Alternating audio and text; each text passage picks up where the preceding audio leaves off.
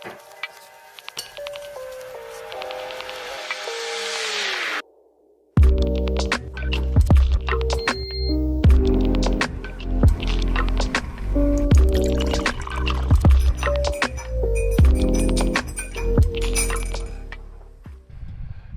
morning, good afternoon, good evening, wherever you are. Welcome back to Red Hot Talk once again. And Rod was away last week. I don't know where you went. If you could tell us a little bit more about your adventure. I was in North Devon in the UK. A little village near Woolacombe called Mortarhoe. Okay. Very, very picturesque little village. So I bet you took pubs. some pictures then. I did. The thing is, I don't know whether everyone else gets this. I've been there lots of times. Yeah. And I always take the same pictures. So I've got to get out of that somehow. You do, well, though, don't you? You do. Well, like I always say, the beauty of photography is, the light always different, and then that means even if you go back to the same place every day, you get different picture. That is quite true, and also probably not the right not the right YouTube channel to mention, but I took 2 DSLRs. Wow. I took, and that's all. So I took my D800, yep, and my D7500 just to see if I've been looking at everything through rose-tinted glasses, and they really are horrible and heavy to use. And it was fine. I needn't worried. It's fine. A camera, at the end of the day, a camera is a camera. Yeah. And you just get used to what you've got, and they work fine. Yeah. Well, I mean, that's what's your finding in that case then? My finding is that I've been shooting a lot with mirrorless over the years because that's been my job. Yep. But when it comes down to it, what you take pictures with doesn't really matter all that much, because you get used to what you've got. The thing you're looking at, that doesn't change. No. And it's really not a whole lot of difference between cameras when it comes down to it. Yeah. So it was like, if you have got a 10-year-old camera, it's fine. It's fine. If it doesn't do what you need to do, change it. If it does what it needs to do, keep it. Yeah. Well, we've been saying this all these years. It's not the camera, it's what you're looking at. Yes. That's what decides how your picture comes out. But I did find the only way to carry my D800 is on a fairly broad strap. Because normally I carry a camera in my right hand. Yep. And you don't do that with the D800. Not unless you want one arm a foot longer than the other by the end of the day. Well, that's why you carry 2. One on each side. On a strap, the weight just disappears. It's fine. But I don't like straps, but I have to use one with that camera. Right. Anyway, and so it sounded like you had a good time, and hope that we can get some pictures at some point. We did. We thought we went to somewhere it's a lovely walk out to a kind of rocky point. Yeah. On the sea. And we thought it'd be great for the dog. Unfortunately, it turns out the dog is highly reactive to sheep and cows. so that didn't go so well. But everything else is fine. Oh, right. Okay. Well, sounds like some adventure for sure. Yeah. But before we continue, and just a couple of things. Just say hello to everybody. Looks like quite a few regulars are already here, and also you may hear some fan noise blowing to my mic simply because my room. You can see I'm not even wearing glasses or hat or anything because my room is currently recording at 32 degrees at the moment, so it's a pretty warm room. So I had to keep the fan going. Otherwise, I may actually overheat in the next 15 minutes and I won't be able to do anything. There you go. That's London for you. See, I'm out by the sea. It's way cooler here. It's probably about 26, 27 here, so we're fine. Yeah, sounded like Rod's place is where I want to be, not here in London at the moment. I can't even close the door. You can probably hear the plane because I'm quite close to the city airport, so you probably hear the plane as well going past me. There comes a point during the day when you're better off closing the doors because the air is hotter outside than it is inside. So which will happen in the next 2 hours. So like just by the time we finish the stream, I will have to close the door and everything because outside where I am at the moment is still in the shade, but by 5 o'clock the sun will be shining directly to the door. So by that point it will be really hot. Yeah. Yeah. But So good anyway, luck with today's topic is interesting because there's a couple of things I want to talk about this because there's some news about camera sales in 2026 is not showing a very positive outlook, and so the sales for mirrorless cameras is declining. But we all know that in 2025 there is showed similar picture, with the exception of one category, and that is the compact camera, the premium compact camera. Incredible, yeah.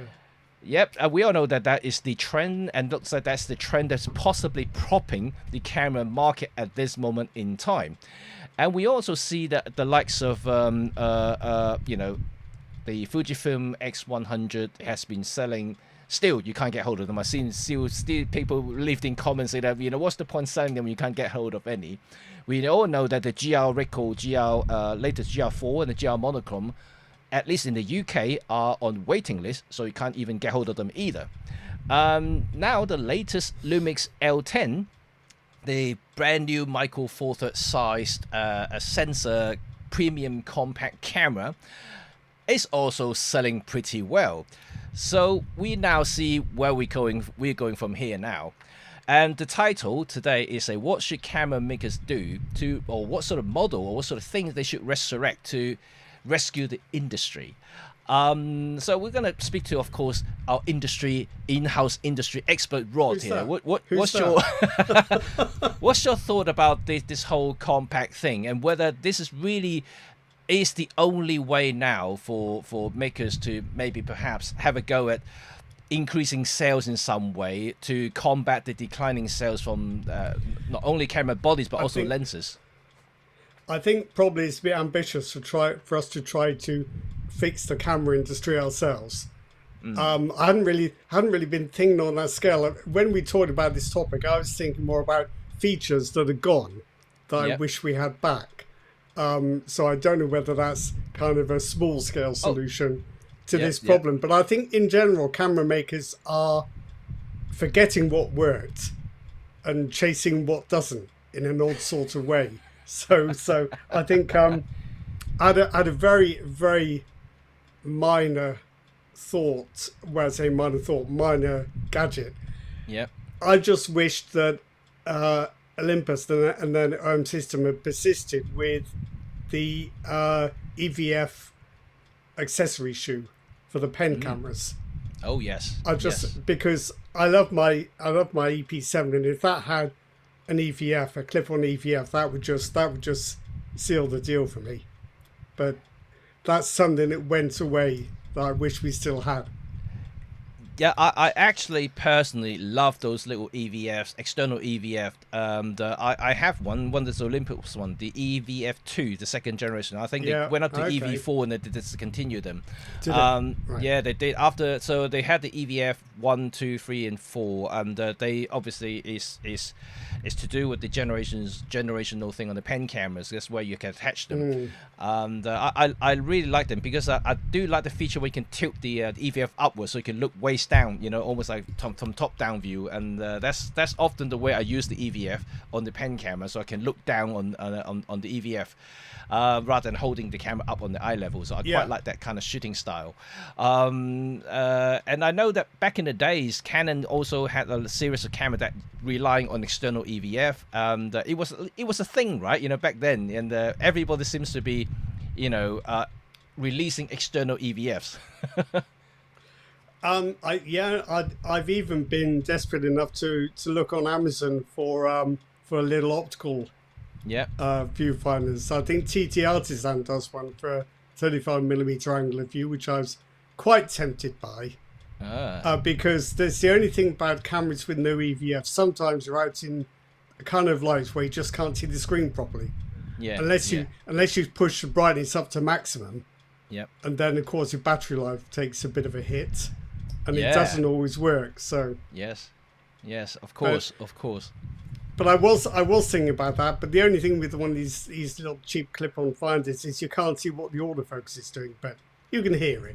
So that's Yeah, probably yeah, enough. you can hear it, and in some Yeah. cases, you can lose them. I lost one before, and Where you lost the EVF. yeah, I lost Well, the the EVF. viewfinder. Yeah. Oh Yeah, dear. Awkward. yeah. I lost an optical one as well, so which cost me a bomb because that was a Leica one as well. So that was like a 300 pound viewfinder. Yes, yeah. The TT Yeah. Artisan one is, I think, it's £49. Yeah, You could So- probably put it on your Leica, but best not. Yeah. Best not. yeah. Well, actually, you know what? The Olympus one worked with the Leica, the older Leica, not the new yeah. one, but the older Leicas. That's They share the same port, so you can use some of the old Olympus accessory for the M240, digital rangefinder camera. It has the same accessory port, so all the Bluetooth mic, the LED light, the macro light, and the external EVF all worked fine with that camera. Oh. No one actually knew That's about it, pretty and neat. so it's actually quite now we quite know, cool. now we know. Yeah, so funny see, because I had a lot of those accessories with my Olympus EM5 at the time, so I just used them. I see Astronomy has an E400. I had an E410 for a while. I love those cameras. Yeah, Brilliant. Yeah, Do you know what killed mine? no, It was the CF slot. It got Okay. a bent pin, and that's the end of it. You know, impractical to get it repaired. But Right. that's the only thing with combat flash, isn't it? yes, If you're a bit rough one day and you bend the pins, you're in Yep. trouble. yeah, yeah. Hey ho. It's very fragile, back in the compact flash yeah. days. So, Yeah. on the other hand, Smart Beta was actually basically a large version SD card. They were a little bit more reliable in that sense. Yeah. Yeah. That's the thing that killed that camera. But those Olympus SLRs were pretty good, I think. Just Yeah. imagine one of those with a modern sensor. Yeah. I don't think the viewfinders weren't all that, were they? Because the pentaprisms were quite small. But They hey were. ho, yeah, They were. Yeah. I'm just browsing through comments, and Yeah. it's quite interesting. First of all, from Chester Captures, do you guys have any insight in potential new MFT hybrid or video cameras coming? I wish I knew. We just had the L10s. Yeah, we don't, alas. I think I don't think we should be holding our breath either, unless you can hold your breath for about 2 years. I don't know. Yeah. But you never say never, and I know No. there were some rumors saying that Panasonic still got one more camera release this year in 2025, but that's rumor. So whether that camera is I don't know, like a new flagship GX8 or something slightly more low end and more like an entry level camera or different form factor altogether, really at the moment I don't think anyone knows. So Maybe... that's a rumor about a new Lumix G, is it? Yeah, could potentially. It's Okay, all okay. about MFT cameras. I'm not entirely sure Yeah. whether it's a full Okay. frame, so I don't Okay. think it's a full frame. But I already said it earlier. Early this year, that Chinese manufacturers are now doing some R&D, maybe even already in pre-production stage on the new MFT cameras. So we may see something in early 2027, if not like kind of mid to late 2027. But you never know. Chinese do things pretty quickly. So if they are doing some R&D, and they can actually have potentially half the development cycle as like some traditional companies, like let's say like OM and Nikon and them lot. If a product takes about 5 years to develop, Chinese would probably do it in 2.5. So that's the time scale we're looking at the moment. So Chinese tends to be pretty quick when it comes to launching new stuff and developing new stuff. So when they're already saying that they're joining the Micro Four Third Alliance, they're already saying they are making something. That probably means that they already have some pre-production sample or prototypes already. So, so that means we may see something next year. As long as it's not one of these Kickstarter things where the product is terrible.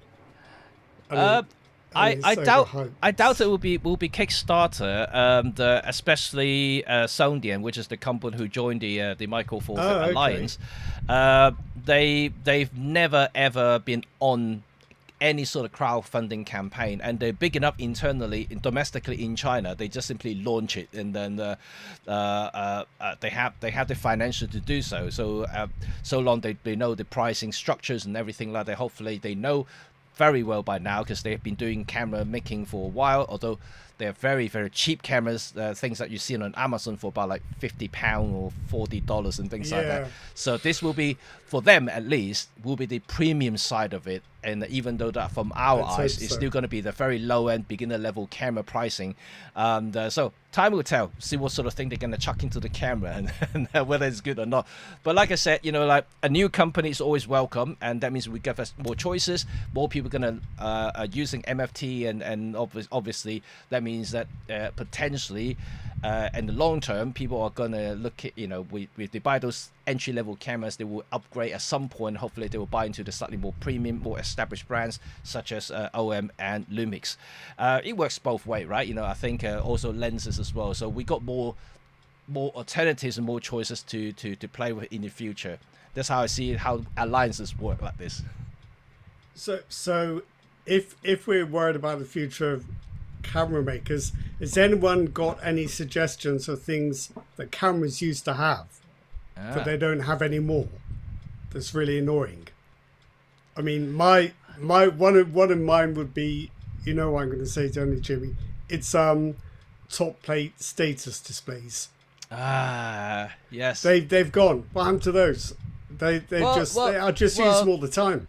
Saying that though, Fuji, at least the top end Fuji films, they still have the top. Top LCD that's plate. right. Yeah, that's right. And I think Canon, the top end Canon has it as well, right? And then the Canon cameras, the R5, the R5 and R8, II. I think. Yep. No, the R1 and R3 presumably too. I haven't checked those, but I'm pretty sure the R5 and R5 II. Yeah. Top panel. Yeah. But it just seems to me the most natural thing in the world to look at the top of the camera. I don't know, maybe it's just habit, but also they don't really use any power. So that's another reason. I think you're right there, because I think this is go back to what you said earlier. You know, camera makers or designers, they never thought about what the user actually used them and the features for. The top LCD stated display is I think is essential as soon as they remove the aperture ring on the camera. Yeah, of course. You don't know what aperture your camera was set to. You know, if you don't, you have to physically put the camera up to your eye level, look through the EVF or look at the back of the screen to check what setting you're on. And when you take away shutter speed dial, you've got nothing to show you what the shutter speed is. Unless you switch on the camera, look at the back or look at the viewfinder. You can't just take it out and look at it and say, right, I know what it is. So a top stated display is definitely useful in that sense. I mean, unless the camera, or you know, it's only a few that now has aperture ring and shutter speed style, namely just Fujifilm cameras. And other than that, you know, I think stated display is actually quite important in my eyes anyway. I hate the fact that every time I look at the camera that I have to put it up to my eye level to look through the viewfinder, then I see all these settings on. And as if you have that, you don't have to have the screens on. You know, you switch your camera on. You can have a nice sense of the EVF, but maybe you don't need the rear screen coming on, or maybe you do, I don't know, but it would help save a bit of power, I'm sure.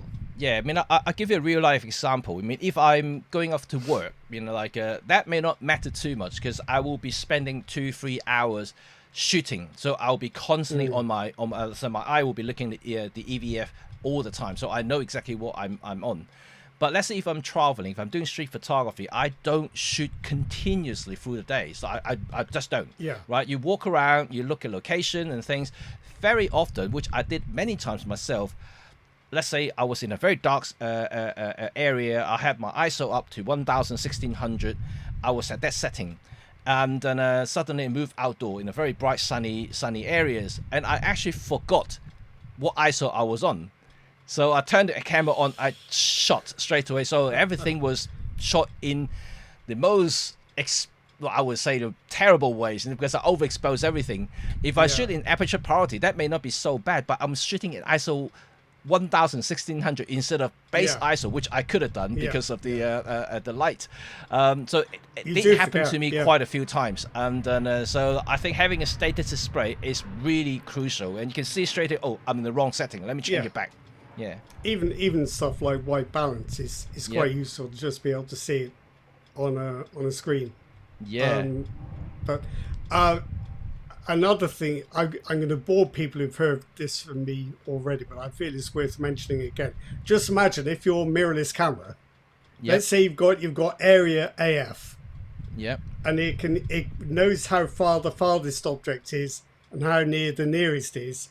What if your camera could then work out the aperture and the depth and the focus distance to get them both in your depth of field range? What if your camera could do that? No camera you can buy today can do that, but Canon was doing it on its DSLRs 15 years ago, and that's gone. That would be useful. Well, I'm just checking. Can you guys hear me differently? My sound the same sound. to me. Sound the same to you. Same to me. I just realized that my sound input was set to my MacBook Pro's internal mic, so I don't know. That's probably, it might be why you're picking up the fan then. I don't know. Maybe, but I'm just checking with everybody whether you hear me okay now, and then I'm just switching it back to my big mic here. And so previously it was through my MacBook Pro, which is about a feet away from me. It's fine. Okay, that's fine. That's not a problem. Okay, so let's talk a little bit about this then. We asked a question about what you guys think about what kind of thing that camera makers should resurrect to get more attention, get more sales, get more users buying cameras. I know that we don't necessarily need to buy a camera, as Rod very cleverly demonstrated that like if you're happy about your 10-year-old cameras, just don't buy anything new. Just stick with that. You're happy about that. it depends what you shoot, doesn't it? I'm aware that if you're shooting, say, indoor basketball, you cannot get by without a modern camera with subject tracking AF, 40 frame per second electronic shutter, and excellent high ISO quality. That is a directional development in modern cameras which you have to follow. You have to have for that kind of work. If you do what most of us do, you just take regular shots, whether it's portraits, fashion, landscapes, whatever. Much of the latest development work is on features that you're not going to use. That's that's how I feel. I mean, that's my experience of using cameras for travel and general work.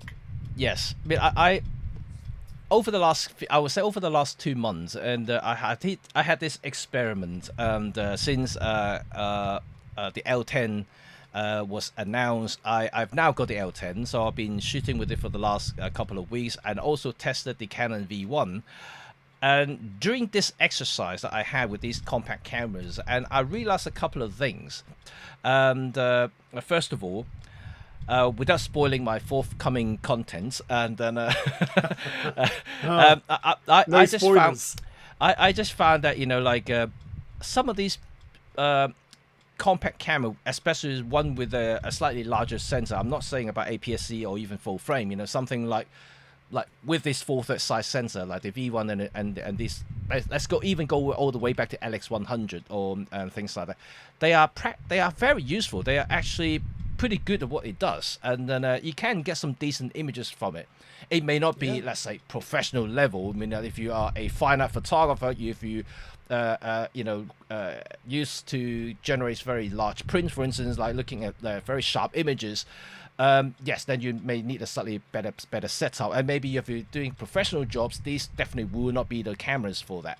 But for daily grab, they just snapping around, just taking photo for your kids, you don't need to buy a proper mirrorless system. You just grab one of these cameras, and you're good to go. So it's got a zoom lens, which is pretty flexible, and then it's relatively compact, and which I'll come on to that later. So it does everything that everybody needs. And we talked about, what can we lure away people from their smartphones? And I think these latest resurrections, let's put it that way, from camera makers, I think it's starting to appeal to some of these audience, and at least people who traditionally thinking or got tired of the smartphones now. They want something slightly more decent. They can capture slightly better images, have that, proper photo look instead of the highly processed HDR things from the smartphones. And you get one of these cameras. Is it possible if you're at the forefront of the influencer style revolution? Yep. That smartphones are a bit last year. They make you look like a bit of a mug, Well, on that note, influencer now actually going backward. They're looking at all these lo-fi images that they rather shoot with these 14, 15-year-old point-and-shoot cameras. I think one of the points about fashion is that you don't follow it, you create it. So I think whenever something becomes popular, then that's the end. It'll ride the wave for a little while, but then it's over. And people will look for something new. So at the moment, people are looking for quirky, hipster, retro style cameras, I think. So they don't have to be good. They just have to be unusual. No, you're quite right there. Cool. But isn't that about today's conversations? And I think circle back to the earlier point that you made about a camera maker has been making a lot of things that we don't necessarily need or want. They're just simply pushing specs and numbers and hoping that will generate enough interest for people to buy the cameras. But in reality, first of all, how many of us are really shooting 60 frames per second on a daily basis? How many of us need 16 stop dynamic range? And people may not even notice the difference in that case. And who will shoot videos at 4K 100 120 all the time? This is good. Not saying that they're not good. They're good to have, but definitely you need to be able to control yourself, learn how to and when to use them, rather than just use them just like lenses, right? You get a 1.4 aperture lens. You're not going to shoot everything 1.4. You need to learn how to control depth of field. I think so. Yeah. So in that sense, I think that over the last 15 years, all we talked about is going full frame, going big sensors. And I'm not going through the argument at the moment, but we can see the benefit of having crop sensor, especially for these point and shoot cameras and low end cameras. They make more sense. They make it smaller. They make it slightly cheaper. It does make sense. Not cheaper, size and cost, very big factors. Yeah. I think as well, compact cameras have an advantage in that with a fixed lens, the overall package does tend to be smaller. So there are no MFT or other mirrorless cameras that have the same zoom range and aperture range as the EL10. No. In that size, people complain the EL10 is big. Yep. Well, you can't get a mirrorless alternative with a comparable lens. It isn't bigger still. So I think compact cameras have that advantage. The fixed lens is more efficient in terms of size. It is, certainly is. I mean, if you look at the just an example, the Sony RX1 Mark III, the full frame compact. Oh, the RX1 R3, yeah. I mean, that thing, how much is it now? £3,500 or something like that? It's come down quite a lot, I think, but it is still quite expensive. But it's still a very expensive thing, But if you look at it, it's different, of course. Like X100 is an APS-C camera. It's a crop sensor. It's selling for half the price. It's like $1,600, even without discount. You're thinking about it, it's half the price. And if you go down another step further down, for a Micro Four Thirds, let's say if any Micro Four Thirds manufacturer is going to make one fixed lens, slightly smaller camera, it's going to go down a little bit further. It's probably about £1,000, $1,100. So you can see the scale coming down. So if you've got a smaller sensor, a crop sensor, it potentially get a much better deal. If you don't necessarily need the ultimate image quality. To be quite frank, most of us probably won't be able to tell, including myself sometimes. If I shoot with a 1-inch sensor in a good, bright, that sunny day, I don't think the images coming from it, especially if you print, you're not going to see the difference. I don't think so. You're going to have to print pretty big before it becomes important. It depends on whether you've got a paid client who's mad on megapixels. If you have, then you have there's no way around it. But in practical terms, most I think pretty well all modern mirrorless cameras have more resolution than people actually use. Yeah, and remember the days where the first generations of digital camera, like with 2 megapixel, really screaming, "Whoa, that's cool!" I had one, and I had the Kodak DC240 or something like that. Yeah. It's actually all right, but didn't shoot raw or anything clever like that. No. But yeah, we thought 2 megapixels was a lot. I seem to remember Kodak saying, "Look, with 2 megapixels, you can do a 6x4 inch print at 300 DPI. This is now a proper camera." But our expectations have changed. And how did we come on to now everybody say that less than 30 is no good? Oh, well, so I think no camera manufacturer is likely to follow this route, but it seems to me that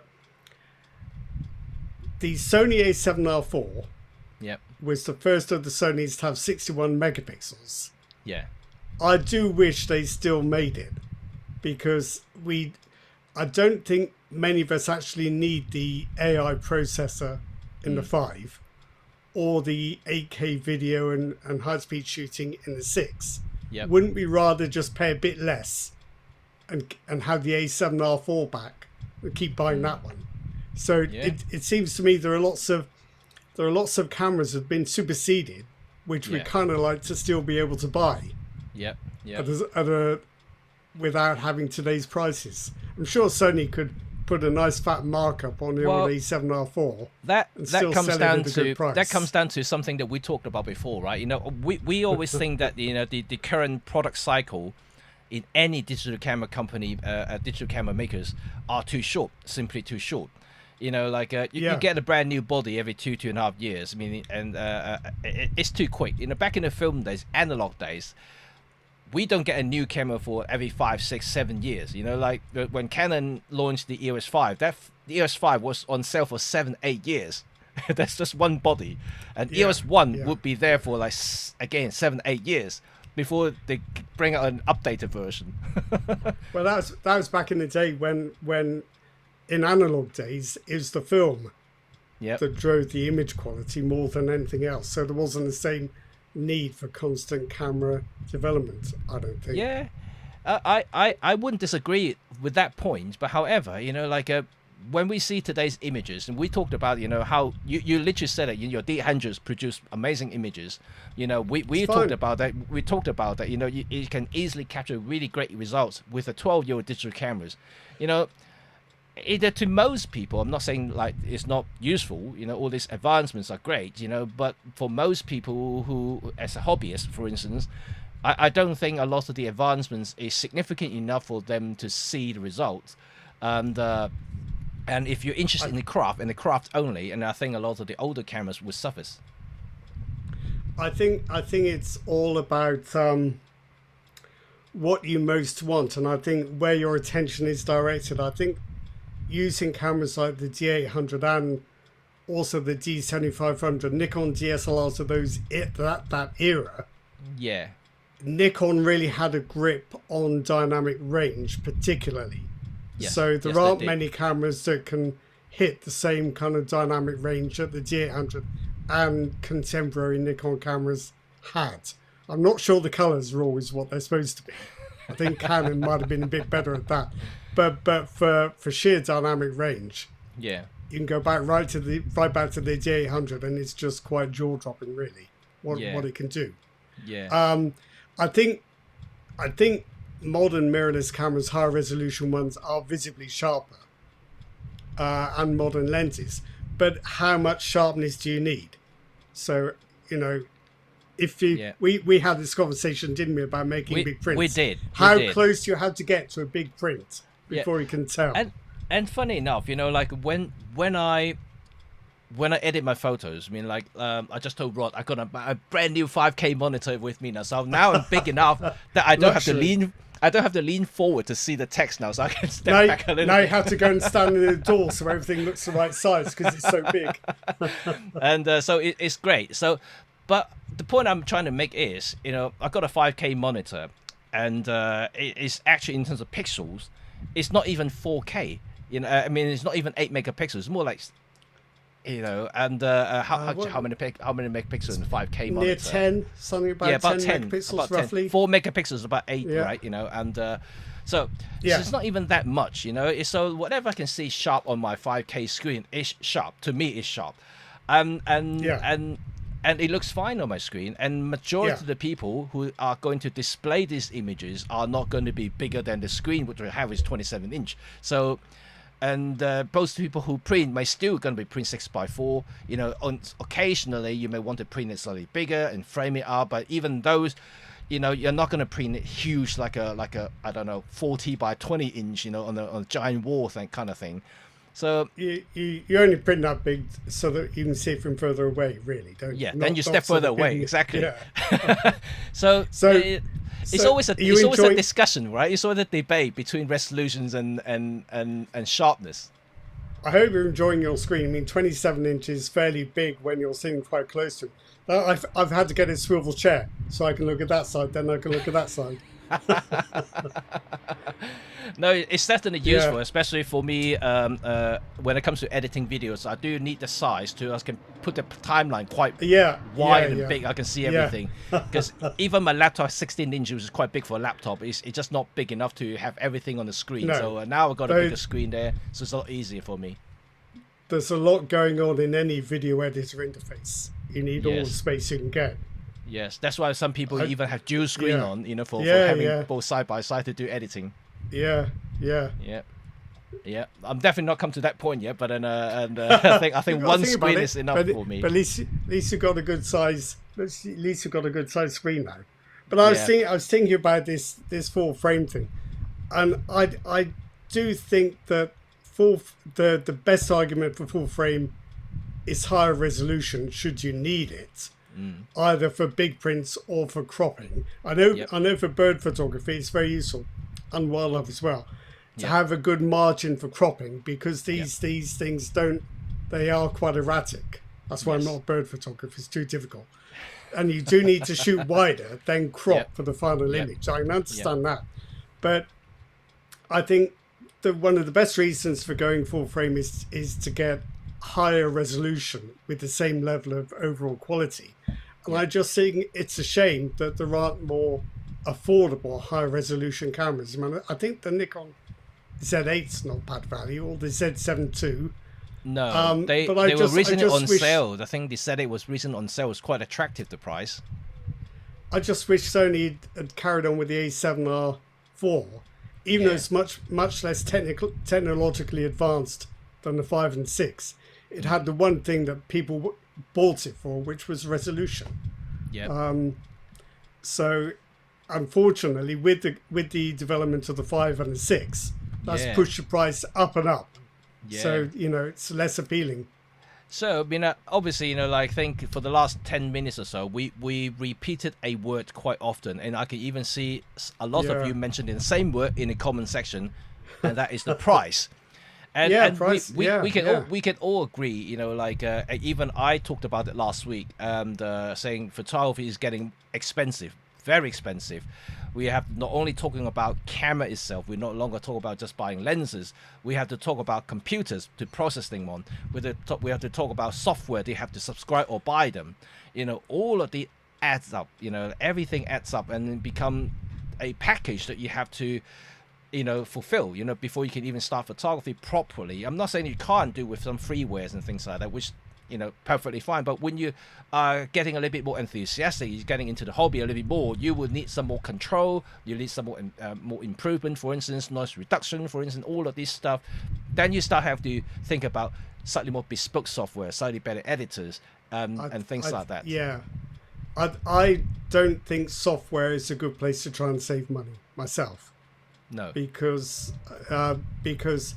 even professional level software isn't expensive compared to one lens or a second-hand camera body, and it repays what you pay hour after hour after hour through being slicker, more compatibility, faster processing. It just saves you all this time. I see we have Paul Gensch in the room. who says, wait until you see the price of the RX-10. I wonder if he knows something that we don't. Yeah. Well, that makes me worried. I would say on a good day it might be £1,500 or US dollars. On a bad let's. I'm gonna have a heart attack. £1,500 for RX-10. But let's be realistic. It could be two. Of course. You know, £1,500. You can get a very, very decent Micro Four Third camera with a lens.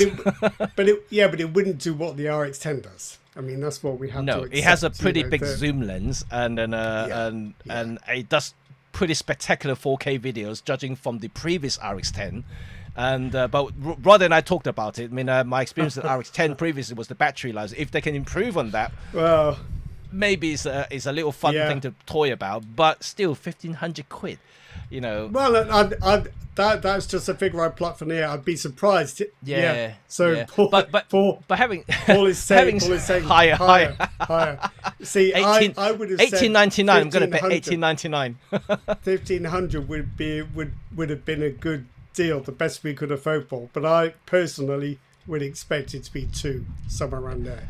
But having said that, you know, Rod, remember we talked about it when the RX-10 came out like years ago. That was already £1,000. Yeah. So that camera was never cheap. Oh no! Well, it's not designed to be cheap. Nobody makes cameras cheap anymore. That's disappointing, isn't it? Oh dear! Paul's saying it won't be the heat wave. Oh no! Oh dear! Don't tell us, Paul, because we're not supposed to know. Yeah, He seems to be.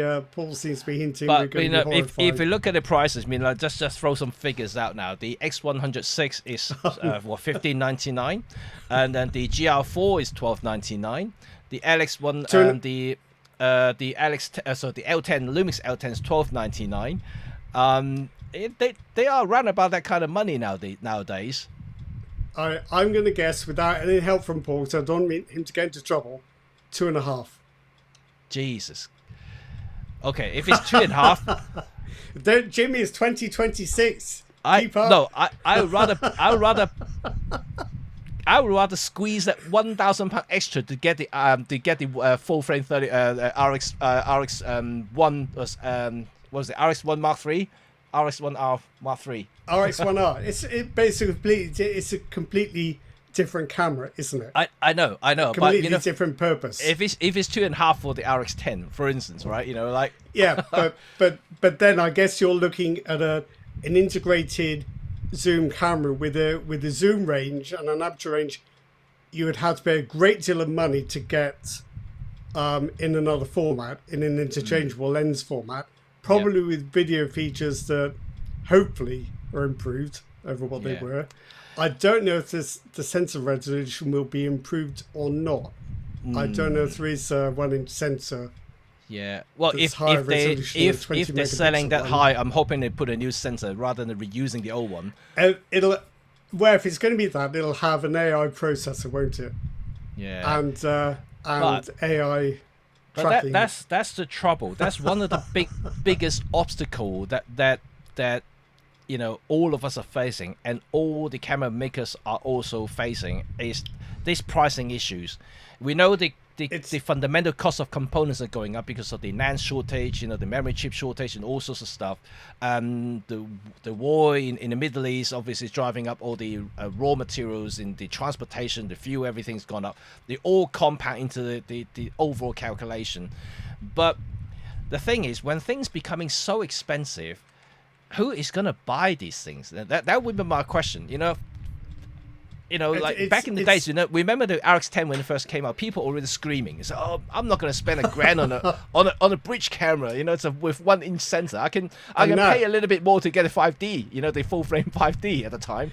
but if they brought it back today, unchanged, and sold it for $1,000, people would be jumping for joy. They'd say, that's amazing, and go and buy them. And they'll be out of stock before you know it. I would rather Sony reskin the RX-10 III and just put a USB-C and sell the same price. Well, yeah, maybe they done the first part of that, Jimmy, but not the second part. Oh dear. Oh dear. Oh dear. But Well, it seems to me that the demand for affordable cameras hasn't gone. It's not that the bottom has fallen out of the market, but the camera makers have taken it away. Yes. You can still buy cheap cameras, but you have to buy one that was designed to be cheap, which isn't great, or one that was launched 5 years ago or 10 years ago. You can still buy them, but I can kind of see the camera makers' point of view. They want more money and bigger margins, but it's what kills. It's what tends to. It's what tends to happen at the end of an industry. Well, prices accelerate, demand plummets, and the whole thing winds up. Yeah, it's a sad thing to face, but this is exactly what I was saying about this talk today. What can the camera makers do? What sort of things then can they do to resurrect the whole thing? Like when I say model to resurrect, maybe they can bring back some old stuff that people feel have that sort of emotional attachment to these models, and if they refresh them a little bit like the L10, people are interested in it because people wanted an update to LX100 for so long. And to the point that whenever Lumix announce something that is replacing the LX100, people just I got to have one. So here's my question: you're saying people wanted an updated LX100 for so long? Yep. Did they, or did they just want to keep on buying the old one and they couldn't because it had gone? Well, a lot of that. I think that happens a lot. Yeah, but in some way, the RX100 has kind of lived on with the Z1, ZV1. Yeah. The RX100, that's another interesting case, isn't it? Can you still buy the older versions, or is it only the 7? I think the 7. I think you can only get the 7 now, brand new. Yeah, it does look like it, doesn't it? Yeah. Yeah, and what's that? I think you said, didn't you? Or somebody said Chuck L actually just say that, dollars, there you go. The current RX107 is still selling between $1,800. Oh my god! No wonder Paul said it's gonna be $2,500, right? For the RX10. He didn't say that. He didn't say that. No, he's staying out of it. I think he's very wise. I think he's very wise. But he's keeping quiet now. He's gone to the background now. I think you can buy an RX100.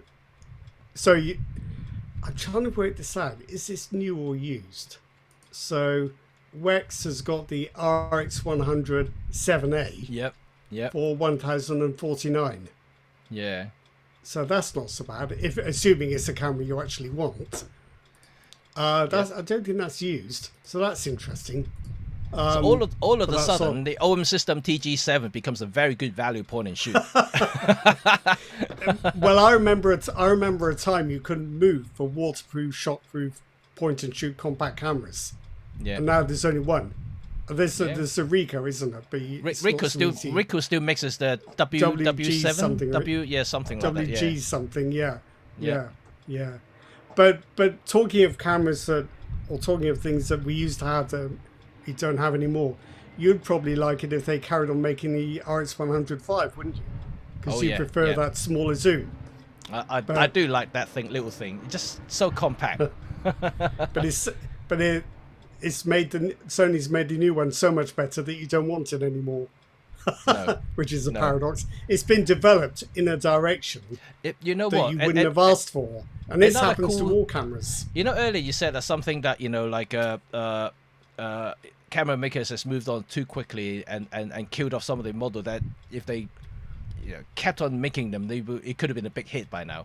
The RX105 is an interesting example. I like that camera not only because it's got the fastest zoom lens compared to the later generations, but also it has the ability to install apps into the camera.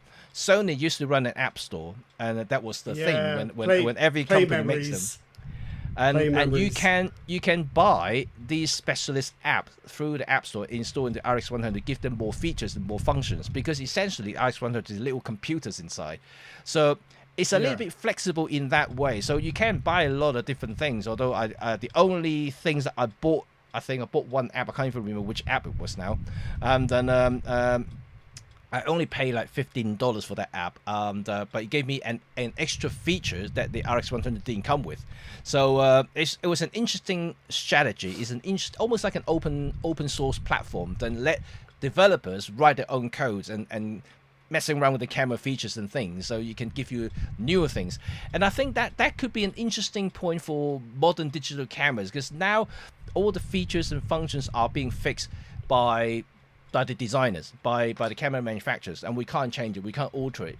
And the only time we have to we may get some new features and new enhancements is through future firmware updates. But how often for the past 10 years, how often do you see manufacturers now giving firmware that will give you new features and new improvement, apart from bug fixes, which is the only thing we get these days?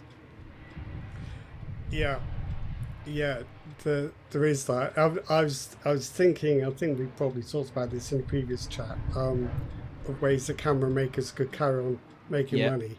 Yeah. I think Fujifilm or OM, or anyone who makes a bit of a speciality of custom film styles, or in OM's case, art filters, you should sell memory cards preloaded with new filters, and say charge a little extra for the fact that they're on the memory card. Then you can load them into. You can either load them into the camera, or they'll only work with that memory card in the camera. Didn't Yashica did that? Yashica and oh right, yeah. They did a Kickstarter campaign 3-4 years ago. I don't know if any of you remember that project. It was a big seller, but apparently the camera was really crap. So but the idea was there, because you buy the camera, and they will sell you individual cartridges, but they are just basically memory chip, a bit like memory card. And each one will have a dedicated film look, and you just, it's very nostalgic. You slot it into just like inserting a film roll into the camera body, and each time you put it in, it will give you that look until you swap it out.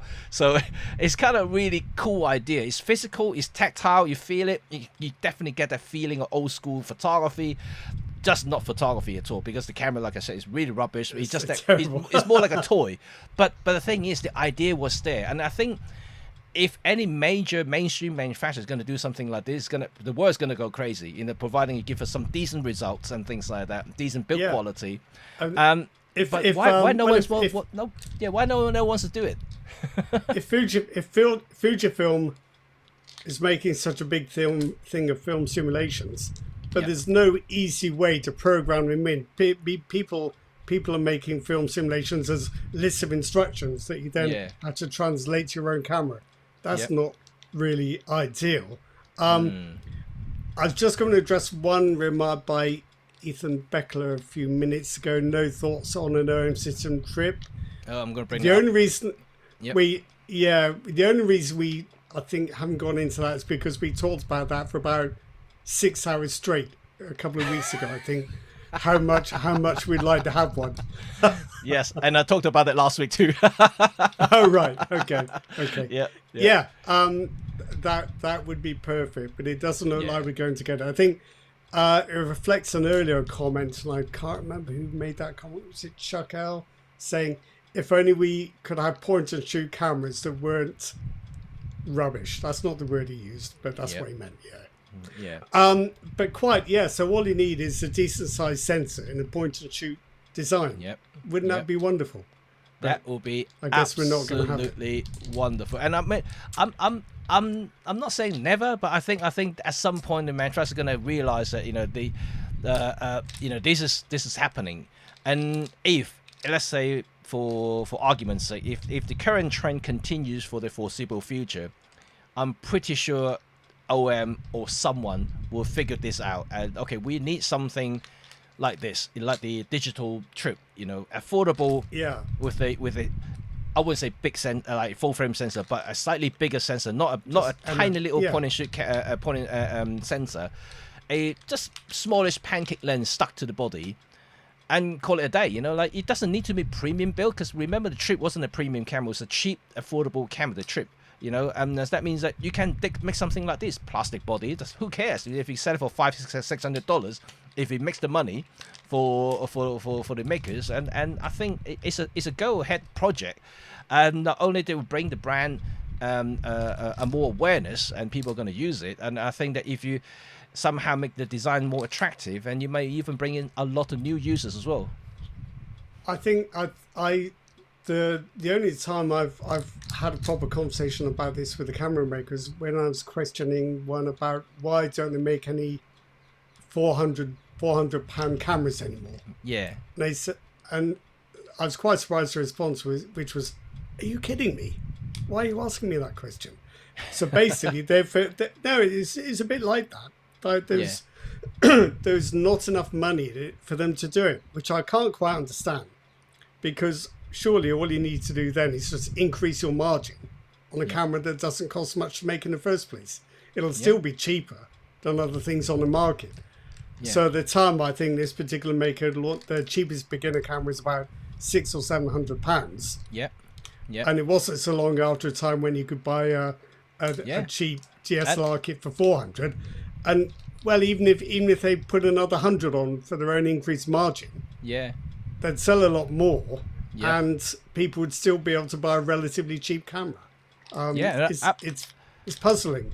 It definitely is. I mean, my argument for that as well also is that most of the R&D, the research development cost, is to do with new features and new functionalities that happens to be on a flagship camera, not the entry-level cameras.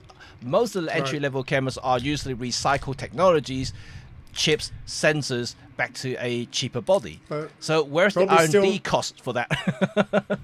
But there's still some R&D costs being filtered down to the lower-end cameras, so it's not free advances, even if it's developed for flagship models.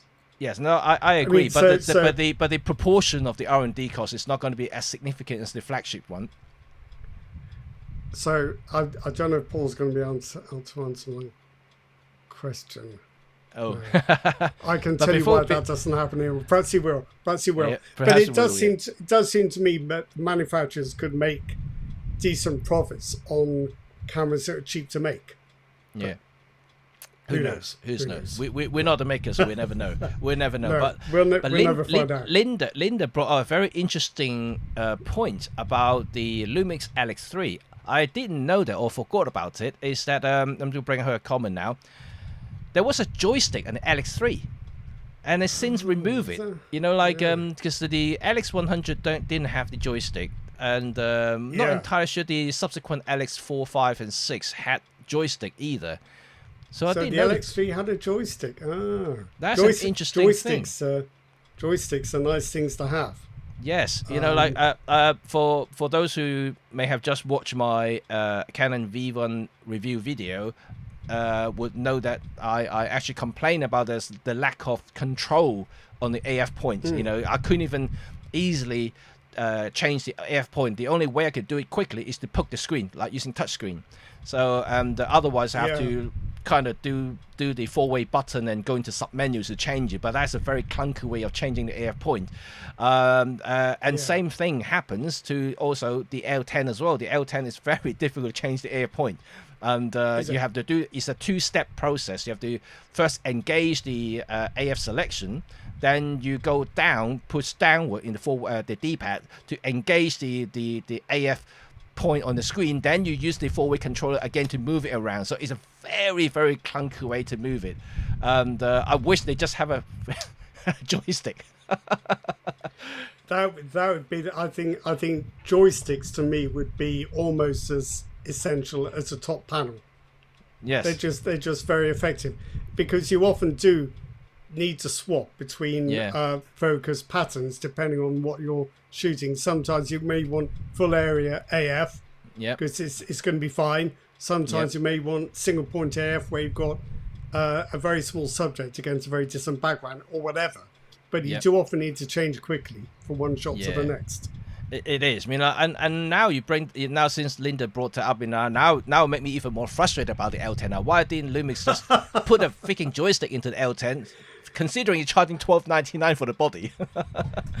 Yeah, I'm not sure. I'm not sure if it's about cost or not. Does the Deluxe 8 have a joystick? I don't think so. I don't think Deluxe 8 has it either. No. And I saw another comment from this side to a screen earlier. Someone should make the Epson RD1. I wouldn't disagree more. Yes, make one, please.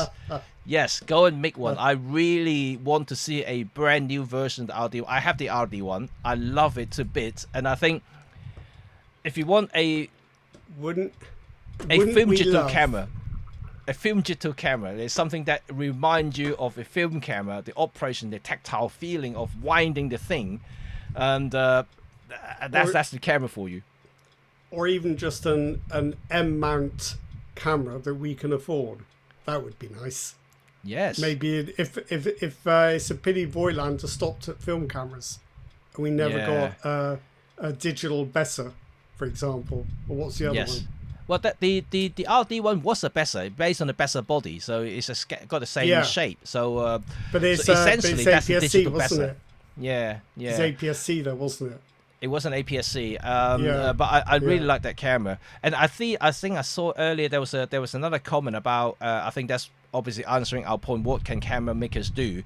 Is to have a common mount to everything, and then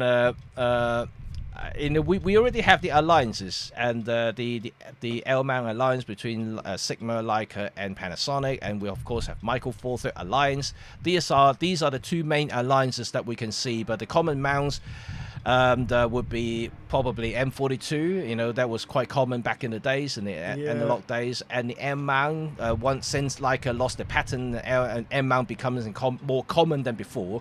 So I don't think that will ever happen. And but that's an interesting thing to say, though.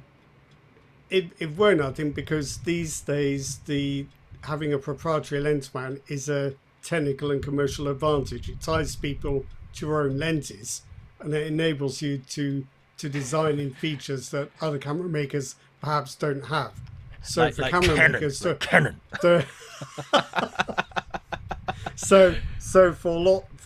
for lots of manufacturers, a bespoke lens mount is a major advantage. Yeah, it gives them opportunities they wouldn't have if they all had to share the same technical restrictions. Yeah. And also, I'm just going to bring in other comment from this side to a screen about. I just need to ask you a question first. This side to a screen. Are you a Cam Snap fan? You mentioned Cam Snap for the last two streams now. you must like their cameras. In fact, since you mentioned about Cam Snap, guess what I have here? I have a Cam Snap camera. Come on, product showcase. I didn't have it. I didn't have it enabled. It's because you don't have a Sony, Jimmy, because only Sonys have product showcase. There you go. It's a Cam Snap for you, and I have it in a translucent orange as well. No screen at the back. It's a digital camera, and it has a button for filters. Basically, like you don't even know what they are or what it looks like until you take the photo and look at it back home. It's got a very cheap kind of OVF through the middle, and lovely. So it's basically like a disposable camera with the sensor. It is just in the digital form, but it's small, it's tiny, it's pocketable, and it's cheap. You know, just exactly what this side to a screen. So it's less than £100 for the camera. And as I know, Cam Snap is selling them like hotcakes. So at the moment, everyone's snapping them up. So I think Paul's come back with some interesting insights. For those who don't know Paul, he knows everything about the camera industry. And he's a spy. He's a spy. Expert is the word we would use. So that's interesting that the Sony A100 was quite inexpensive to make. So my question to Paul would be, have today's cameras become much more expensive to make? Or is it that we're facing difficulty with component supply, etc.? Yeah. And I suppose my background question to all of this is, if they have become more expensive to make, who asked for this? Did we ask for this? I'm not sure we did. Did we? No. When we could we not still have the cheap option or the option still to buy a Sony A100? Good camera, by the way. And the 200, I use them both. Same thing can be said about the Olympus EM10 Mark IV. You know, brilliant camera, cheap as hell, and then it's capable. That won't stay around forever. No. So these older tech cameras, were they cheaper to use? Sorry, cheaper to make, or has the world changed and these things are no longer cheap to make, or is it this relentless technological development that has made things so expensive? And if it is, damn it, nobody, we didn't really ask for it, to be fair. No. Sorry, I'm just looking at Linda's another message about the Pen F isn't that big. It seems to have decent IBIS, doesn't it? Well, the Pen F, I should have brought my L10 here. The Pen F is actually tiny bit without the lens yet, tiny bit smaller than the L10, and it does have decent IBIS. Yes. The issue there, though, is that the lens in the L10 can't be replicated in an interchangeable version. You cannot get that zoom range and that aperture range in an interchangeable lens that wouldn't be twice the size and twice as expensive. That's the advantage of having a built-in lens, that you can optimize all the components down to a smaller size. So the argument about the body is true. It's a big body, but the body and lens combination is still quite impressive for what you get. It is. It'd be difficult to do mirrorless. And I think even more impressive is the V1, and I say that only because the V1 has the zoom lens 8-25, but it collapses into the body, so it doesn't stick out. So when they switch off, it actually, becomes a flat body. They can just slot it into a pocket. I think it's a more pocketable solution, but of course the maximum aperture is 2.8, not 1.7 like the L10. So that's another thing. That's the only thing about the L10 and other compact cameras, though. You always see the photographs of them with the lens retracted. You think that's small. Then you switch it on. Out comes the lens. You think, Yep. Now I see. Yes. And same at the M10 IV. Yes.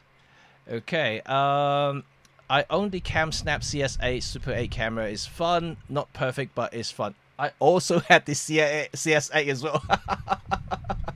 Yes, it is pretty fun there. Do you know what the CS8 is, Rod? Is it actually a Super 8 film camera? No. It just make it look like one and operate like one, but it's actually a digital camcorder. Let me bring it up to show you guys. Just 1 second.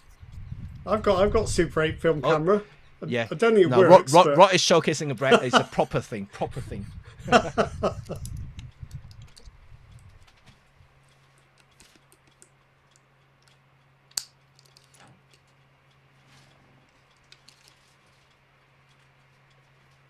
can actually see through the viewfinder as well. That's quite rare in a camera this old.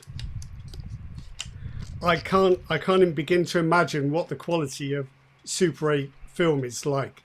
I think, is that the CamSnap?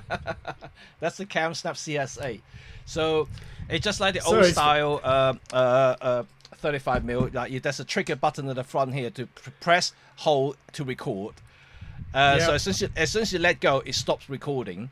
And it even gives you a digital gauge here to show you how full your memory is. How many feet? Oh, not how many feet you've used. No. Does it make a whirring sound? It doesn't, unfortunately. It would be nice if it did. And the EVF is crap. So oh. But it works. And it does really give you that kind of nostalgic feel of it. But like I said, CamSnap has made something quite, how would I put it, technologically inferior, but the design is what caught people's attention. All these little things here. It's cool. Got people talking and got people buying them. And none of these are pretty expensive. No, I can't remember how much CS8 is. CS8 is not that expensive either. And like I said, this is under £100. So all of these are not expensive techs. and people can have some fun with it. So this is something I would say that the camera makers, traditional camera makers, are not seeing. It's this type of things that is what consumer wants, not necessarily photographers or content creators or professional videographer want, but more like consumer wants. But don't the camera industry are supported by consumer mostly back in the days, and people buying point and shoot cameras are consumers, not necessarily photographers. If photographers still go and buy SLR, DSLRs and things like a bigger system, but those little things, those don't cost a bomb to buy, are the consumers, and the consumer are buying these stuff because they're cool. I mean, that's how I feel about it, and it's an interesting thing that these days, there are lesser companies buying this stuff, and but thinking about making something like this, like it's cool. Yeah, I know it's a risk. When CamSnap made this, I don't think they had any idea about whether this is going to be successful. They just make this, and but now proven that it seems to be the thing everybody wants. It kind of works because they can sell a lot. Because it's I'm trying to think of a polite phrase to use for this, but they're making cameras that are so cheap you think, to hell with it, I'll buy one, even if it's rubbish. all I spent is like $60 or $80 or $90. Yeah. How bad can it be? It goes in a bin. Yeah. It's not the end of the world. If you look at the let's say another scale of measurement, I don't know how true is that yet, but if you go on Amazon, if you look at some of this quirky Chinese-made digital camera, like some of those I showed you before in this stream, these miniature TLR digital camera that you buy from China, cost about £45 to buy. And I recently got another a Hasselblad looking digital camera for £50 again. It's not expensive. Hasselblad.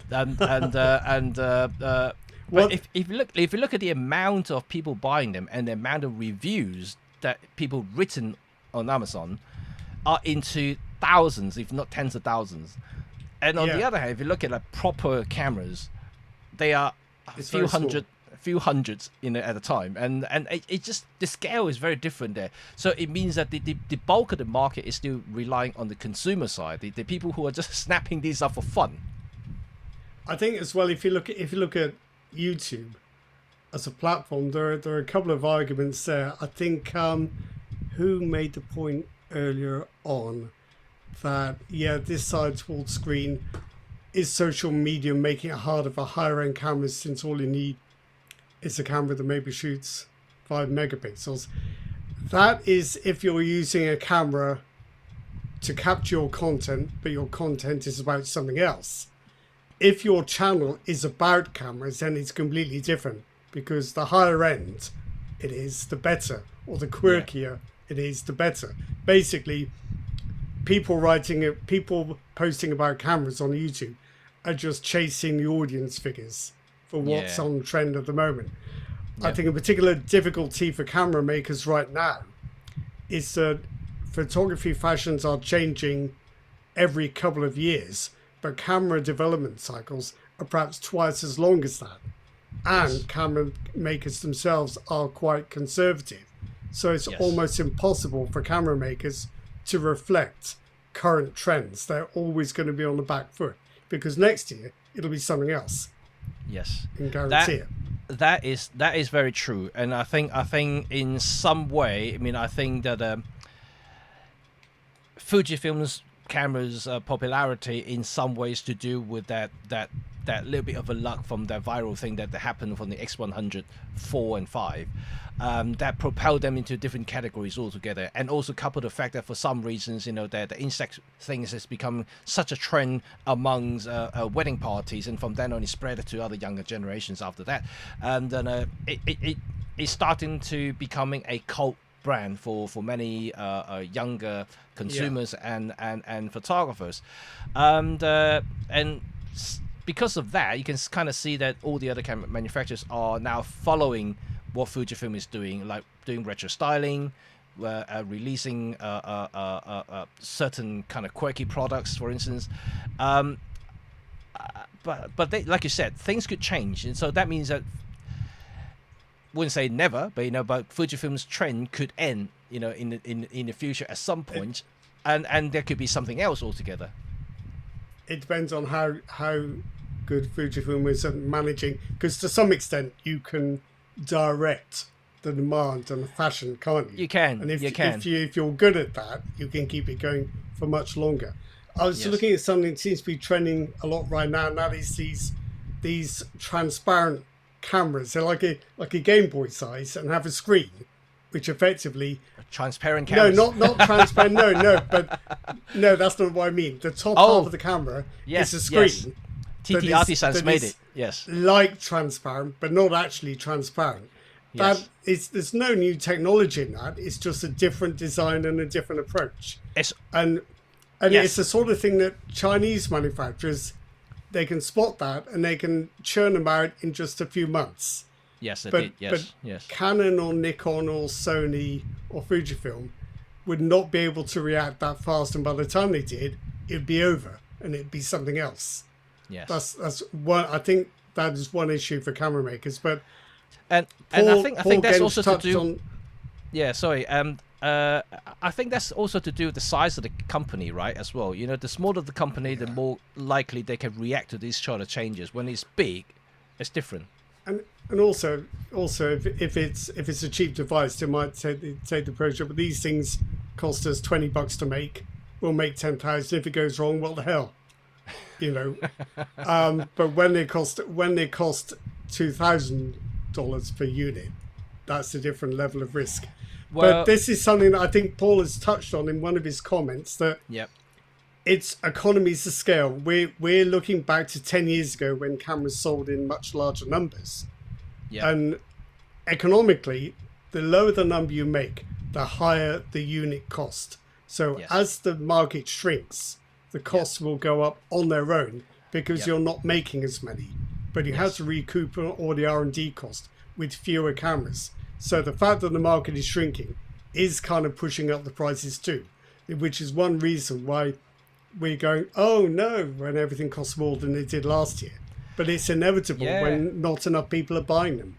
Yeah, I mean, I think, like there are two ways of looking at this. Obviously, you talk about the economy of scale, but also at the same time, I think one of the reasons why, I wouldn't say Chinese company, but a lot of the smaller companies, the way they can be so agile in adapting to changes and trends is also a lot to do with how they understand the current generation's marketing. And of course. Definitely, definitely that, We said that many times in our stream and videos before. A lot of because you already said it. A lot of the old school traditional camera makers like Canon, Nikon, even Sony to a certain extent. Although Sony and Canon seems to be adapting quite well in terms of strategy to social media, for instance.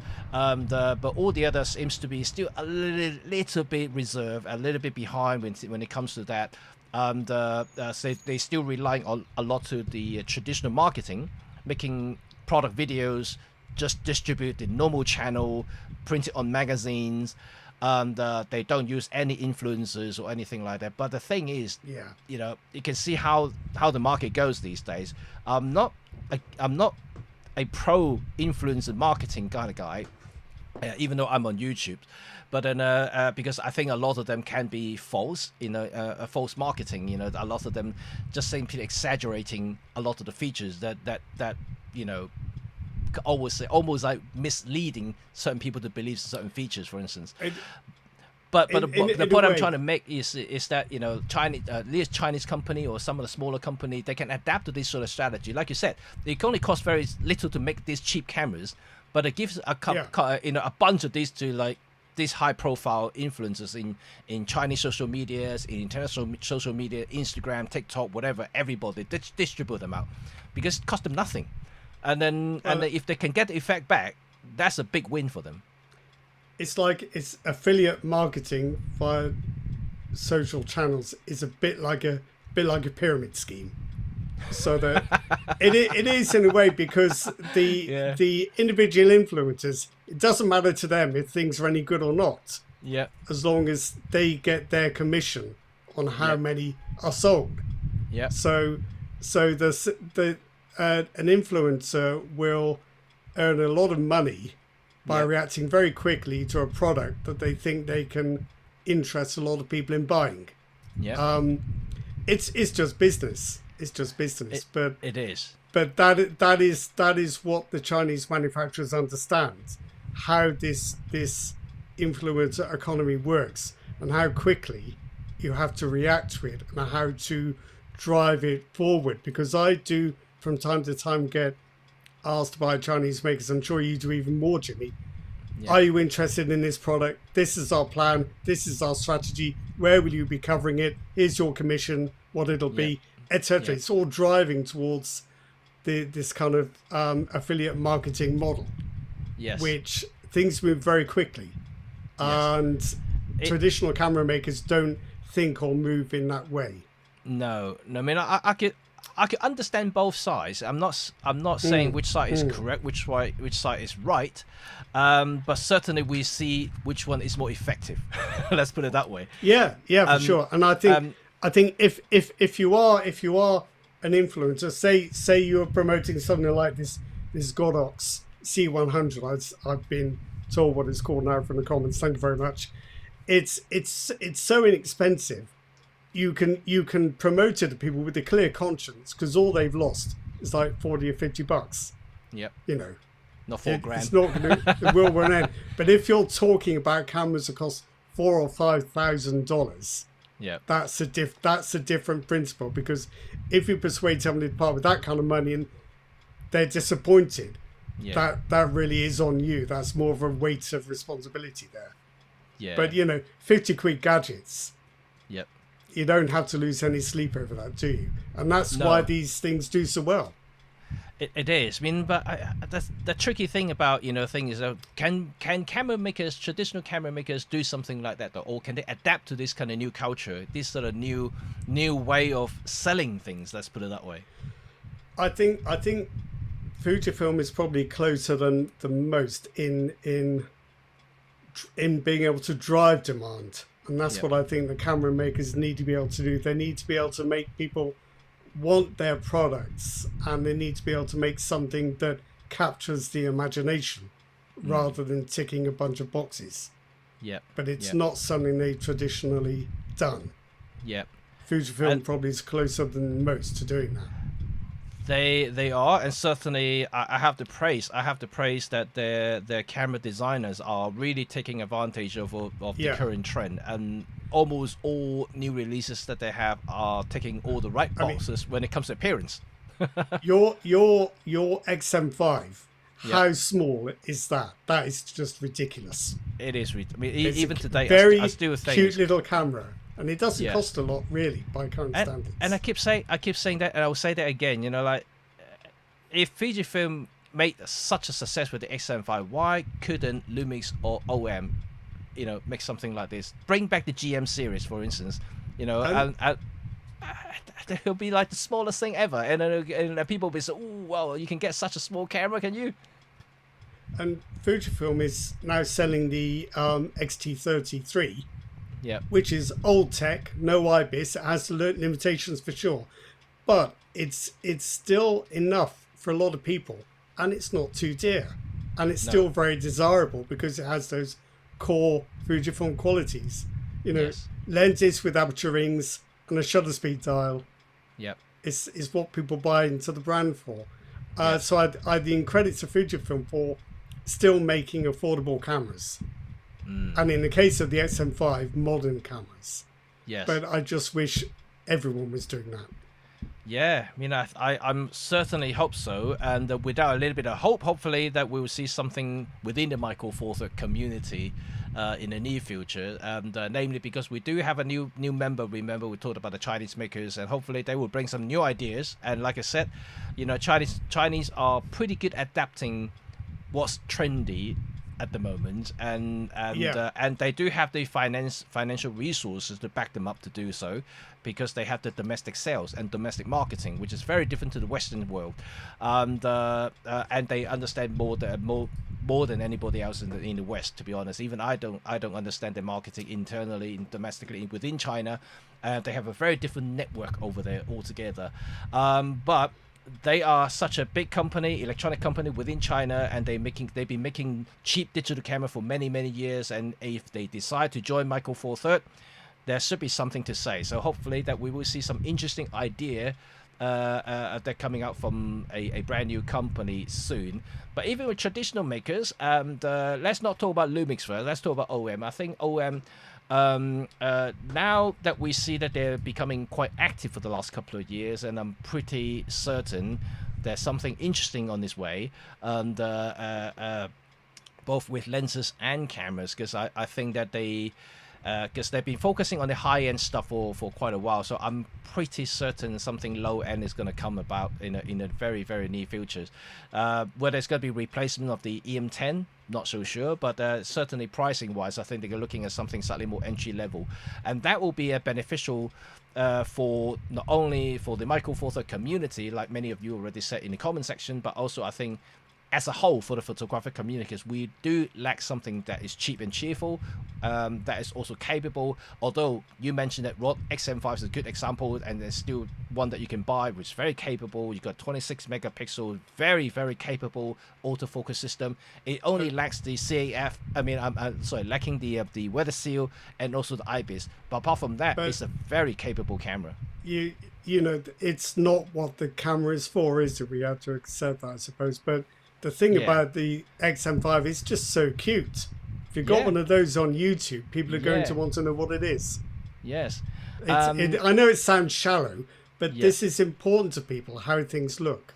Yes. And whether they're new, and whether everybody else has got them or not. Well, I wouldn't call it shallow. It's just what people want these days, you know. Like, and you know, like, to be honest, you know, a lot of the time when I buy something, whether camera or not, you know, I got attracted by the appearance first, you know, usually. Yeah, of course. And look, you know, I have no intention originally, when I heard about the L10, I had no intention of buying them until the point when I saw the picture. And I thought, oh, that's a quite good looking camera, you know, and I always wanted an LX100 back in the days. I just never bought one, never owned one. I'd play with it, you know, with my friends for LX100, but I never really owned one. So I thought, the L10 came out, I thought, you know, this may be my chance of owning one. So since I wanted one before, so I might as well just go in and buy it before it's too late, you know. Like I don't know whether there's going to be LX102 in the future or whatnot, you know. You just, the way that Lumix thing is very unpredictable. I just have no idea what they're going to do. Yeah, let's take what we made before and make it bigger and worse. That'll do it. Yeah, maybe LX102. It's technically superior, no doubt about that. I'm just saying physically. Yeah. Physically. Yes, absolutely. And so I just saw a comment from Jury. Sorry, just turned it. And you saw my video on the V1. Thank you very much for watching. I just want to bring that into the conversation. The reason you mentioned about V1. Just for those you know that I've been playing with the V1 and the L10. One thing that I noticed since we have the heat wave now, I can tell you that the L10 overheats. And that's no one actually mentioned in any of the reviews that I've seen so far, and because I think a lot of them are, you know, playing with the L10 during launch in Japan when the weather was a bit cooler, and those who now got the cameras, they haven't really been using as extensive as it was in the last few days in just a bright sunny hot day. The V1 did give me a warning on the temperature, but it never gave up on shooting. The L10, on the other hand, it did. So you're talking about filming, not stills. Filming, yeah. Stills is fine. Yeah. Stills is fine, but I can feel the L10 body gets warm. So and that's stills as well. that's very. Some years ago, while I was reviewing a Sony Xperia smartphone, that was full of warnings by heat because it had an augmented reality feature. Yeah. So it could be filming something and it would populate the scene Yeah. dinosaurs and prehistoric plants and things like that. But it has constant warnings that this could cause overheating. The camera may shut down unexpectedly or become hot to hold. And you're thinking, what's it going to do? Burst into flames? It's terrifying. And again, it slowed down to a crawl as well. But that was an early example of heat build-up being an issue. So I don't know what that little Sony processor was doing, but it's certainly creating a lot of heat. And you forget that the processors do produce a lot of heat. They do. They need proper heat dissipation, and that is what I was worried about the L10, because remember the L10 has the GX7 gut. It has a GX7 video features, which we all know GX7 has an active fan and active cooling system in there to dissipate all that heat that is being generated when filming. And while the L10 does not. It's a much slimmer body. That means it's got less space internally, let alone active cooling. So that to me was my first warning sign. But it did prove it to me that it did overheat. And I think I just saw the comments here how quickly it overheats. It's all going to depend, isn't it? It all depends on the weather situations and how hot the external temperature is. But I give you my recent example. I only used the L10 yesterday morning in London, very early in the morning. Wasn't particularly like scorching hot yet, and it was, I think it was about 29 degrees Celsius, so it wasn't really that hot yet. Now today it's 33, so I can imagine the L10 would just overheat straight away. So how quickly it does it, let me tell you, it's 20 minutes. Very quickly. only to 20 minutes. I guess it's going to depend on your frame rate and your file format and your codec and all sorts of rotating. So there's probably all sorts of permutations you can experiment with to try and reduce the heat buildup. But it's so annoying though that you have to do this. Yes. You just want the thing to work and keep working, don't you? Well, perhaps what you need, Jimmy, you need a little USB fan. So what they need is to adjust the L10 so that it can do power delivery out to a little USB fan and you cool it down. You can get those external camera fan that attached to, it's conductive. You can attach to the back of the camera. Can you? Yes, you can get it. I think it's for £80. It's a conductive one, not the fan. It's actually conductive. So basically, it's a little cool plate. They still need power to kind of do some magics behind it to make it cool. Right. But yeah, you can get one of those to cool it down. But it's just another thing you have to add on it. It's another thing to hold it. Another thing you have to charge. It's just not as useful. They should have tiny little radiators like your car, but obviously a bit smaller. But I have to say, the L10 did get pretty warm after that, and even the LCD screen dimmed because of the heating issues. And really, it did shock me. It did shock me because yesterday was the very first day that I properly used it for video. All the previous days I was just shooting around with photos, so it wasn't too much of a problem. Although it felt warm, and but yesterday when I started filming, it did only take 15-20 minutes. And the warning sign started to come on, and after that the screen dim, and then you just go downhill from there. So. If only we could go back to the good old days of 1080. But it didn't produce much heat at all. Oh dear. Yeah, I mean that's definitely something that really kind of shocked me when I saw that warning sign. And by comparison, the V1 actually survived during our last heat wave in June when it's 38 outside. I filmed, it was under 38 degree outside. It gave me a warning sign, but the screen didn't dim. It continued to shoot. It just gave me a warning sign, but it looks like the fan was working. Warning, may catch fire. Yes. Be careful, don't touch it. Well, that's reassuring. I think Canon's tech is generally pretty good. No, I think Canon burned their hands when the first R5 overheated, and back in the days. I think it is unfortunate timing for Canon because that was the time when people suddenly thought, we can test for overheating, and that realization happened at the same time as the R5 came out, and it just all snowballed from there. Yeah. So they're now taking heat dissipation a very serious thing in their design now. I'm pretty sure of that. So anything to do with people intention of making videos, they're gonna put a fan in there. It is worth thinking about, because back in the day when nobody films for more than 5 minutes at a time, that was different. But now people live stream.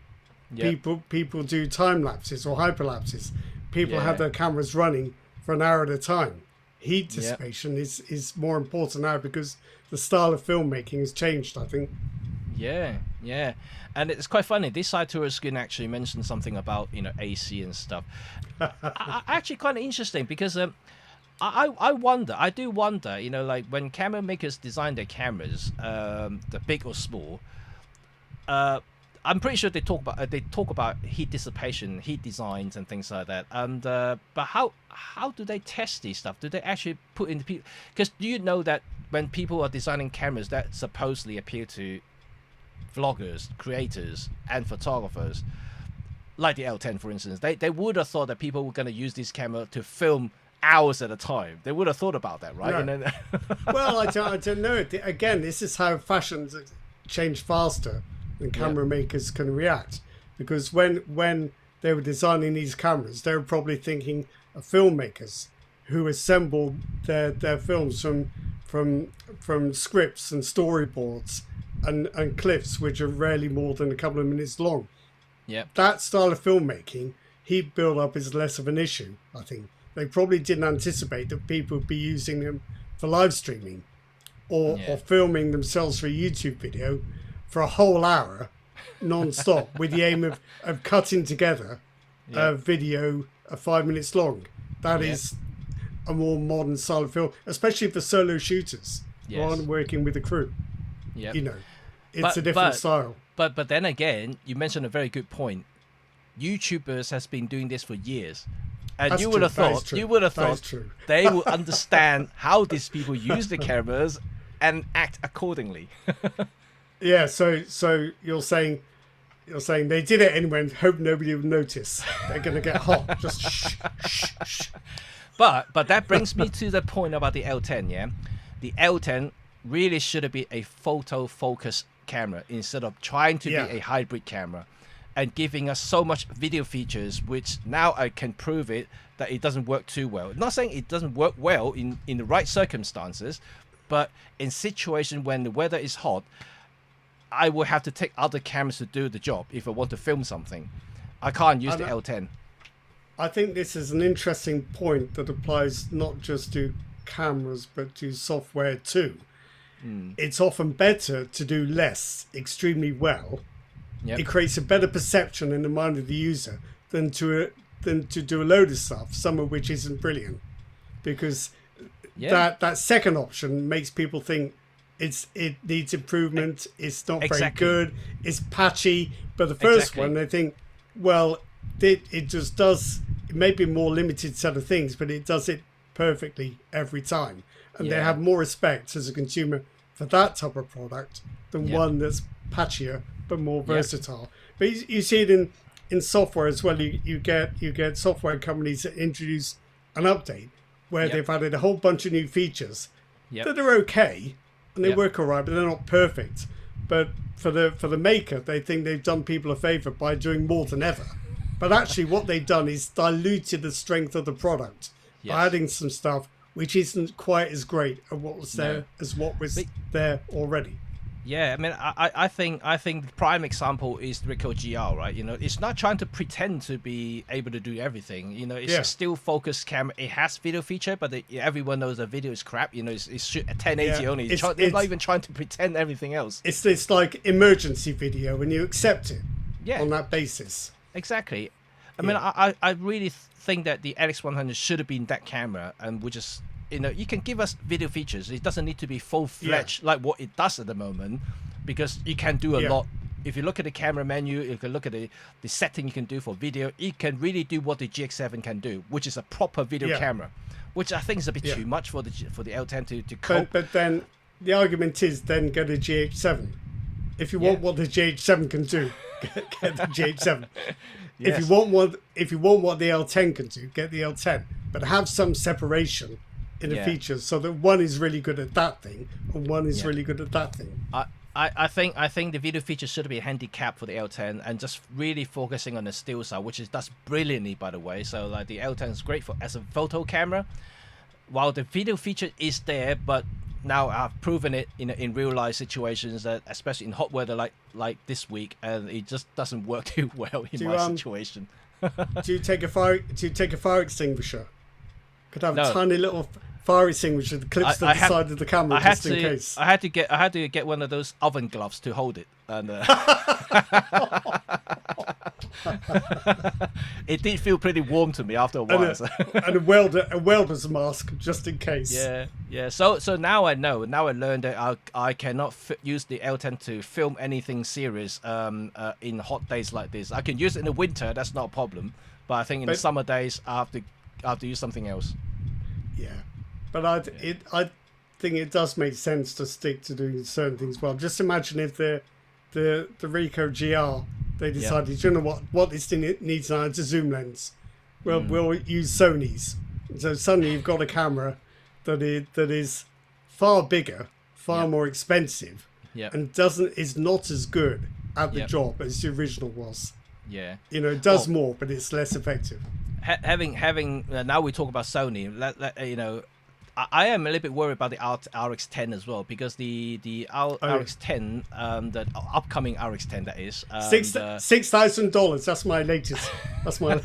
it better do better in the overheating side of it as well, because it did overheat as well in 4K video shooting. And the RX100 also overheats with 4K shooting.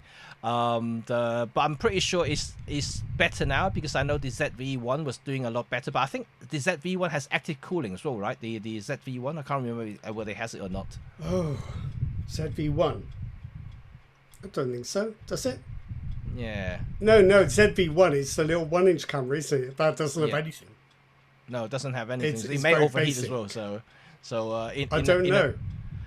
In bright sunny day, my RX100 will overheat within 5 minutes, and then and it will actually shut down. So it's not because the battery's gone. No, well the battery almost gone anyway, but then it was still overheat and died. So I don't know if anyone watching this knows anything about, knows more about electronics than I do, but going back to this side towards Screen's comment about I wonder how many premature camera lens deaths happen because of heat. Is it possible that these extreme heat cycles you get in hybrid cameras, where the cameras get so hot they have to shut down, those heat cycles can't be good for circuit boards? Is that going to accelerate their failure? I don't know.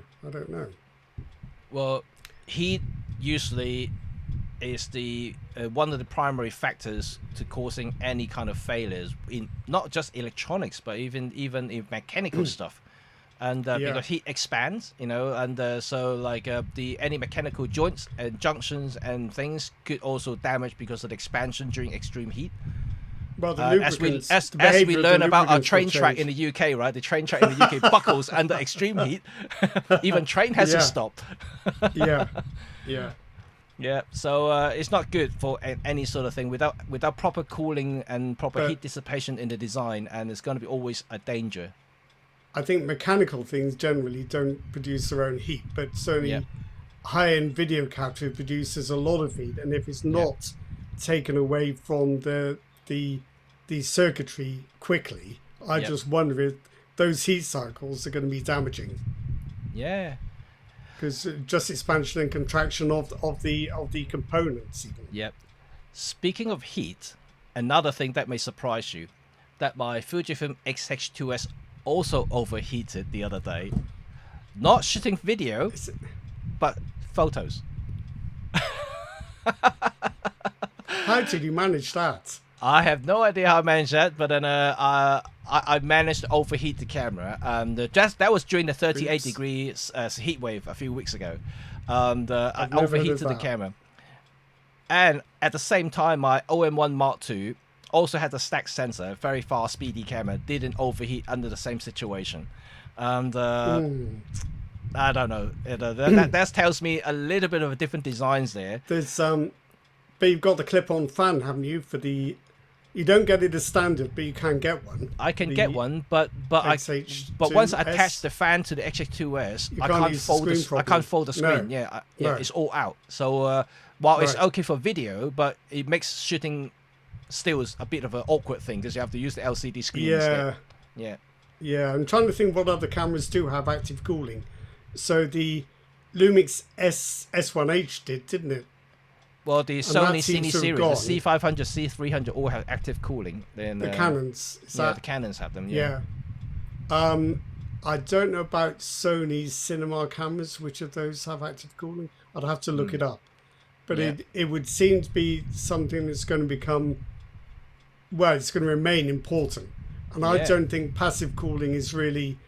I think passive cooling can delay overheating, but it's not going to stop it. Because you can't carry the heat away fast enough, really. Yep. And that actually come back to a very interesting point about Micro Four Thirds cameras. So far, among all the Micro Four Thirds cameras I've used, apart from the L10, and then none of them ever overheats on me. And I mean, I've used literally all the Olympus OM system cameras. I've used a few Lumix camera, the GX7, but it does have active cooling. The G9 Mark II didn't overheat. The GX something, I can't remember now. And none of them overheated before. So smaller sensors actually helps because it's, by default, it doesn't have a big sensor, doesn't drive a lot of electricity going around it, and doesn't require as much processing power for all those resolutions that some of these bigger cameras has. So it all contributes to the heating generations side of it. I had a DJI Pocket 2 that I went out shooting at 4K 60, and after about 10 minutes or so, that was getting pretty warm. It didn't shut down, but 4K has brought us some new problems. Well, new challenges.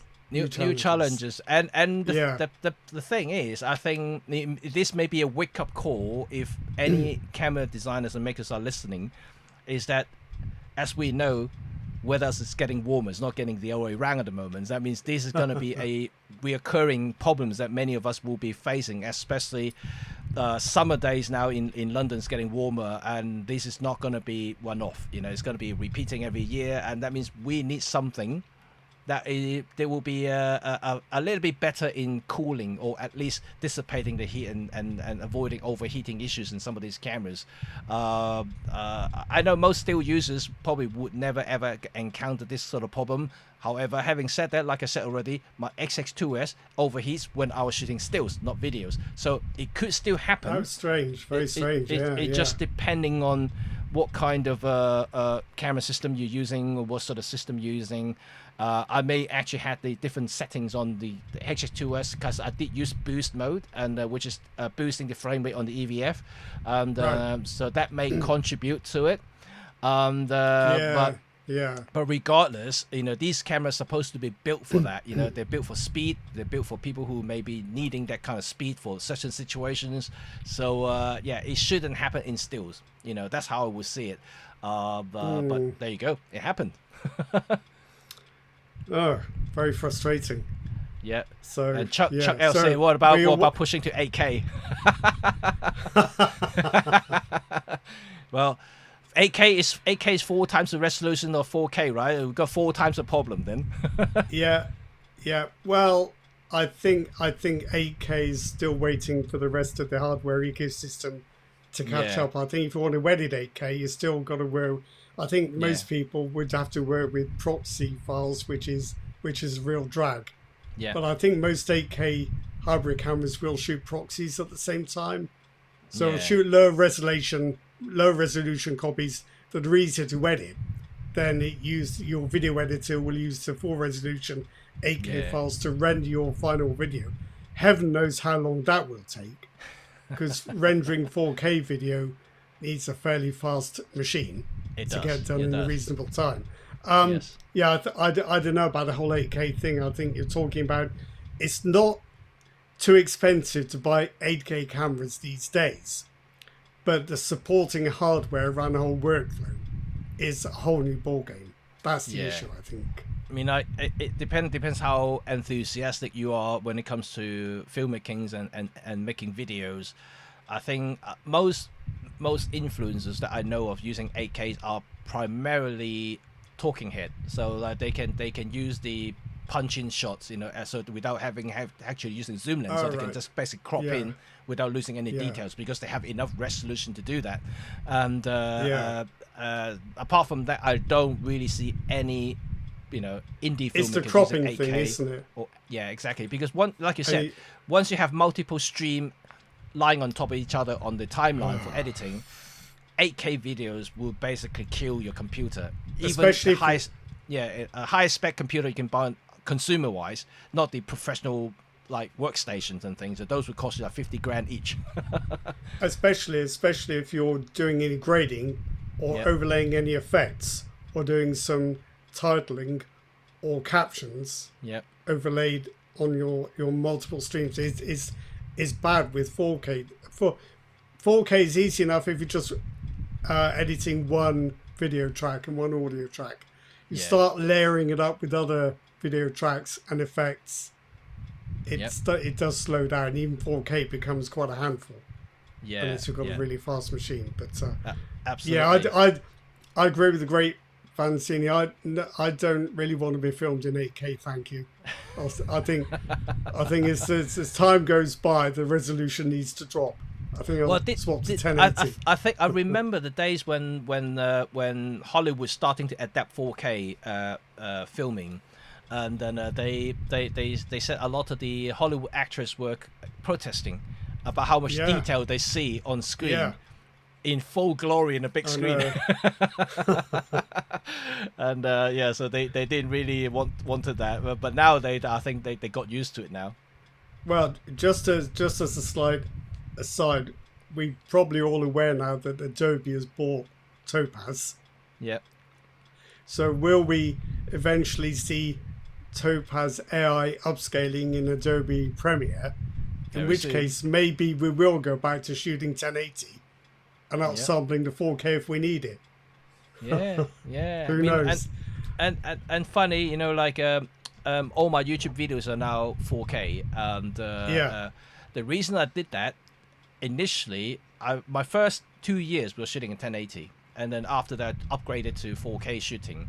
The reason I did that is because at the time YouTube was pushing 4K, so anything that you upload to 4K given priority. So that was why we pushed it to 4K. And then it's no reason. I'm quite happy using 1080, and then but it was because the algorithm at the time was pushing 4K content, and then we just did it. we're all slaves to the algorithm. So Google's next algorithm update for YouTube may change the whole landscape for video cameras. Yeah, because suddenly something else is important. Yeah. Actually, on that note, I want to bring a very important announcement to you guys, and I'm hoping everyone can help out for this channel and also for this live stream as well. I'm not sure you hear about this. Only affect UK though. So apparently, the UK broadcast associations, I think they are now trying to bring in a new law or new regulations that to force platforms like YouTube to prioritize content, content display to those big broadcasters, traditional broadcasters like BBC, ITV, Channel 4, instead of independent videos like us. And then so that you may not actually see our videos being recommended by YouTube, I think next year.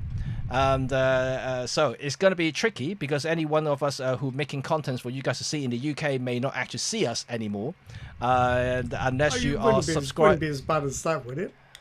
Well, I mean, do you think it's got any chance of going through? Because I'm pretty sure that Google is bigger than every UK broadcast company. But then you have to rely on Google, which is an external search engine, to do the search for you. Yeah, so within YouTube, the thing is they're trying to force the traditional channels or broadcasters to be on top of the priority for every releases.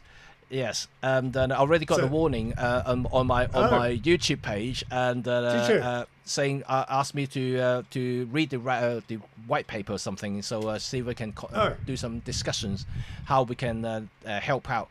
Do you think any money might be changing hands? I have no idea, you know. But the thing is, we all know that traditional broadcasting is suffering, and you know, no one really watches TVs now, and a lot of people are watching YouTubes and other platforms because we got variety, we got independents like us to making videos, and not necessarily to follow certain formulas, certain directions that the traditional broadcasters are doing. And we are the ones giving people choices, right, to watch whatever they want to watch. But obviously, broadcasters are not happy about it. You know, the revenues has dropped. No one's advertising through them, and that's why the push. You know, they try to argue with all of this stuff. Now YouTube is being one of the biggest one in the UK, and now being fired by these people. So new regulation will come out next year at some point. We don't know exactly when. That means that you guys may not be able to see us unless you subscribe and put in the bell notifications, and hopefully that will alleviate some problems. So whenever we have some new stream, new announcement, it will pop out as a notification to you guys, and you can see when new things will come out. Apart from that, I don't think any words can help us, because the algorithm will change again in the UK. I think as well, it's worth mentioning that what YouTube shows you is not necessarily what you think. You can get a very distorted idea of what's on YouTube because of the last 10 things you watched. So YouTube would simply show you a lot more of what you've watched in the last half hour. Yeah. So that you can easily get the idea that your favorite YouTubers are no longer there.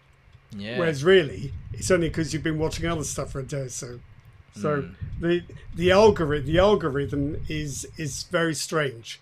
It is important to subscribe, because if you don't, your favorite channels can disappear, not because they shut down, but because YouTube thought you'd lost interest.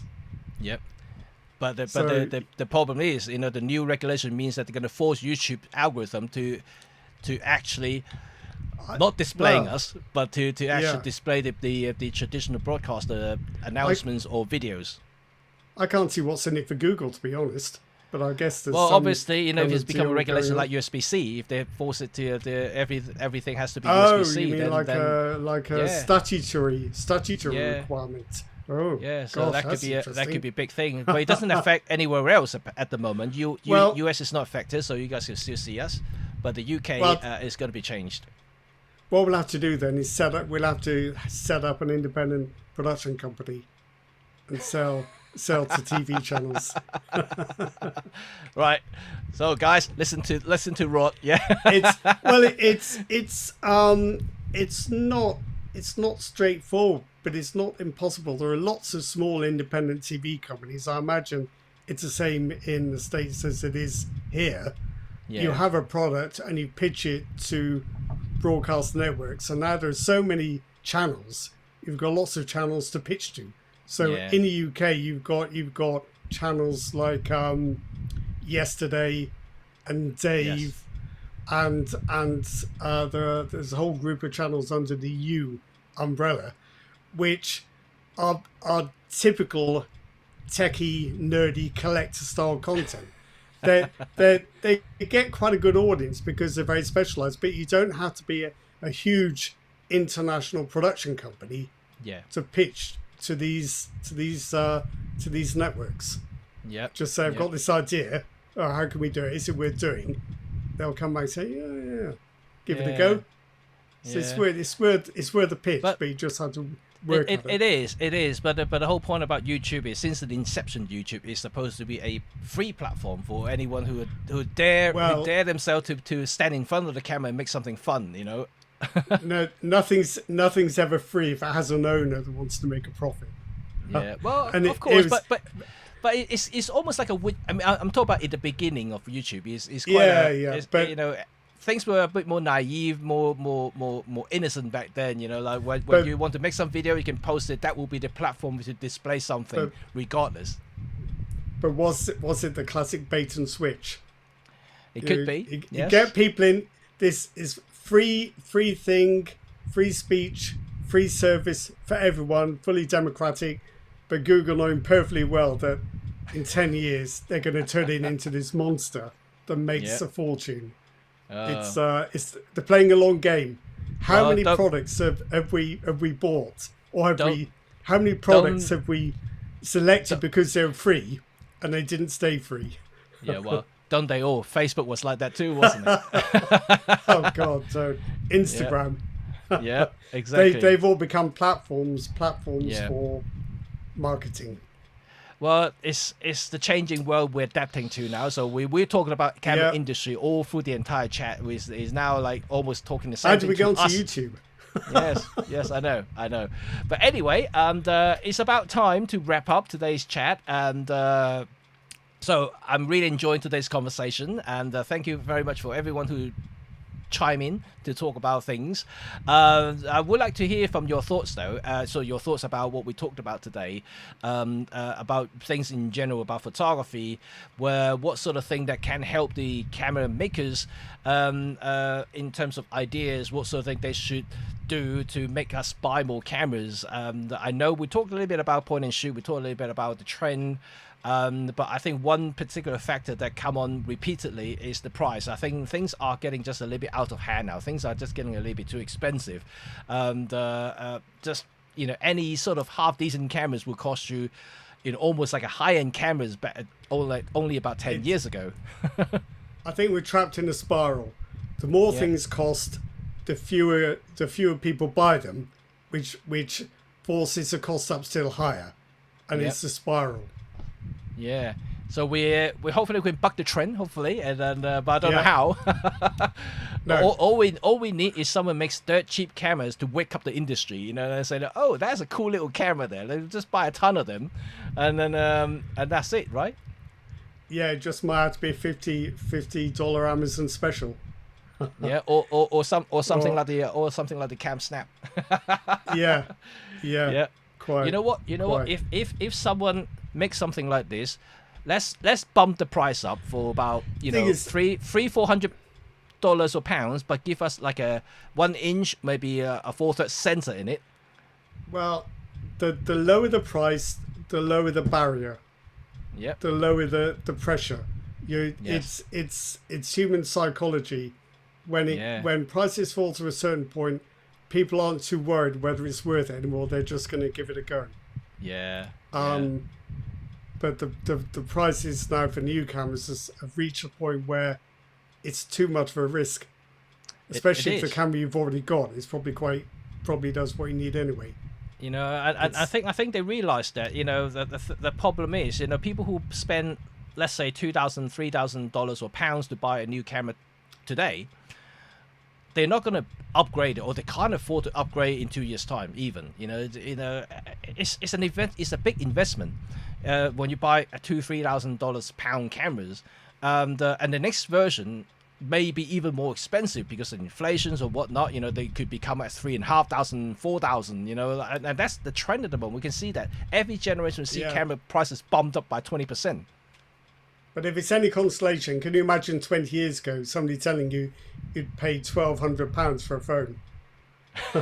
What? I bought one for my living room and it's 50 quid. I know. My new computer cost me an arm to buy.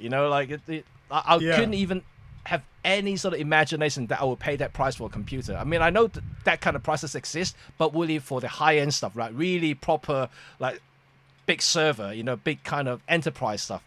But this is a consumer computer that I'm buying, and I have to pay so much money for it. That's ridiculous. You just got greedy with the specs, to me. That's all it was. You just got greedy. I hope that's the only thing I'm hoping that this thing's gonna last me for 10 years. That's what I'm hoping.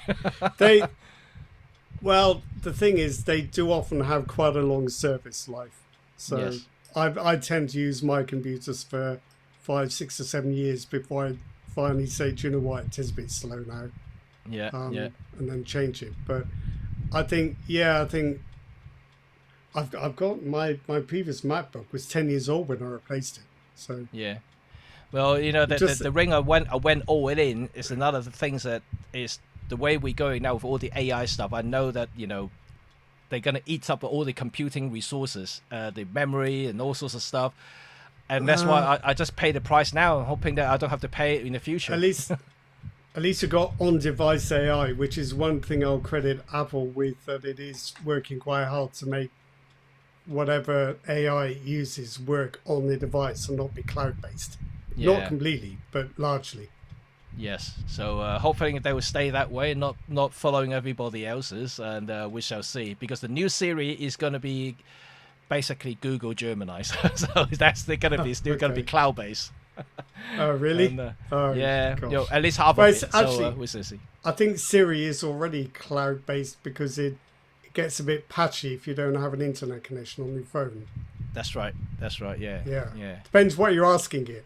If you're asking for directions to a location, maps needs the internet anyway, so yes, that's going to really it's not going to be able to do that. But you know, anything we can do to keep the AI on our desktop machines and not on some giant server farm in Iowa, all the better.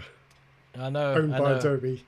I know. We can't avoid AI now. Microsoft. Unfortunately, everything is AI. No. You know, increasingly all software now will have AI one way or the other.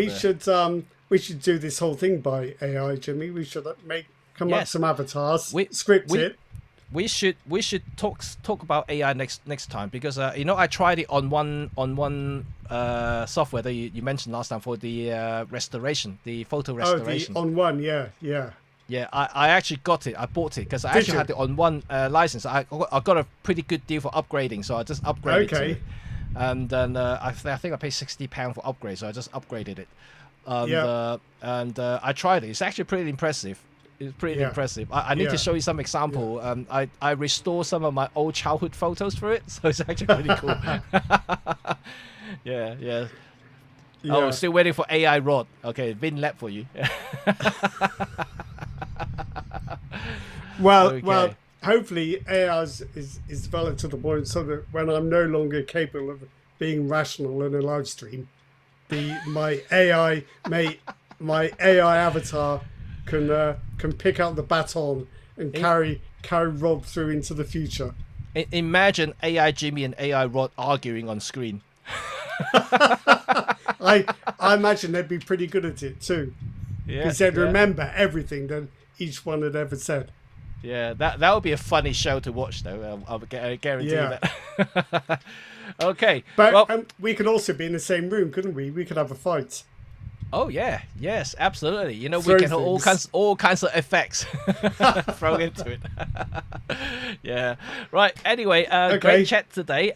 Thank you very much for watching, guys, and remember to stay tuned for our next content. And if none of you have subscribed, I'm pretty sure most of them are already. Remember to subscribe and put a like, put on the bell notification, and that will help us a lot to alleviate some of this UK thingy that we're gonna encounter in 2027. Yeah, that's interesting. It's going to be a disappointment. Full details will be announced soon, but at the moment I got some pre-warning on my YouTube announcement, so just have to see what exactly is going on. I know a lot of YouTubers already receiving the same notification, so yeah, we're going to have to brace for that change at some point. I didn't get it, but I think Google must think I'm not important enough to tell me. Well, so we'll see. We'll see. Anyway, thanks, guys, and yeah, let us know in the comment section below things that you may interest you to talk about next time, and maybe we have some new products to talk about. You never know. Maybe we can talk about the new R10 soon. Well, I think we'll know next week, won't we? Because the announcement is imminent. Yeah. So we'll I think I'm more curious about the price more than the spec. So perhaps we can do a chat on everything you could buy for the price of the new money. RX10. Yeah. What would you do with the money? Yeah. That would be cool. That would be. I think you can probably get a second-hand car for that. Well, no, camera related. Let's try and keep it. All right. Okay. How many EM10 can we buy? Whatever. Yeah. If that's your bag. yes, that's my bag. Yeah. Or how many 45 millimeter 1.8 lens you can buy? Or which system would you get? All the camera gear is gone. You've got the price of an RX10 5, if that's what it's going to be. Oh, I know how much that costs. The next chat is the next chat is which brand would you invest in for the foreseeable future for your photography? Oh yeah, I know. Oh, that's awkward. That's awkward. Oh no, actually, I don't go into it then. All right then. Okay, guys. Thank you for watching. I'll see you all very soon. See you next time. See you next time. Bye. Bye.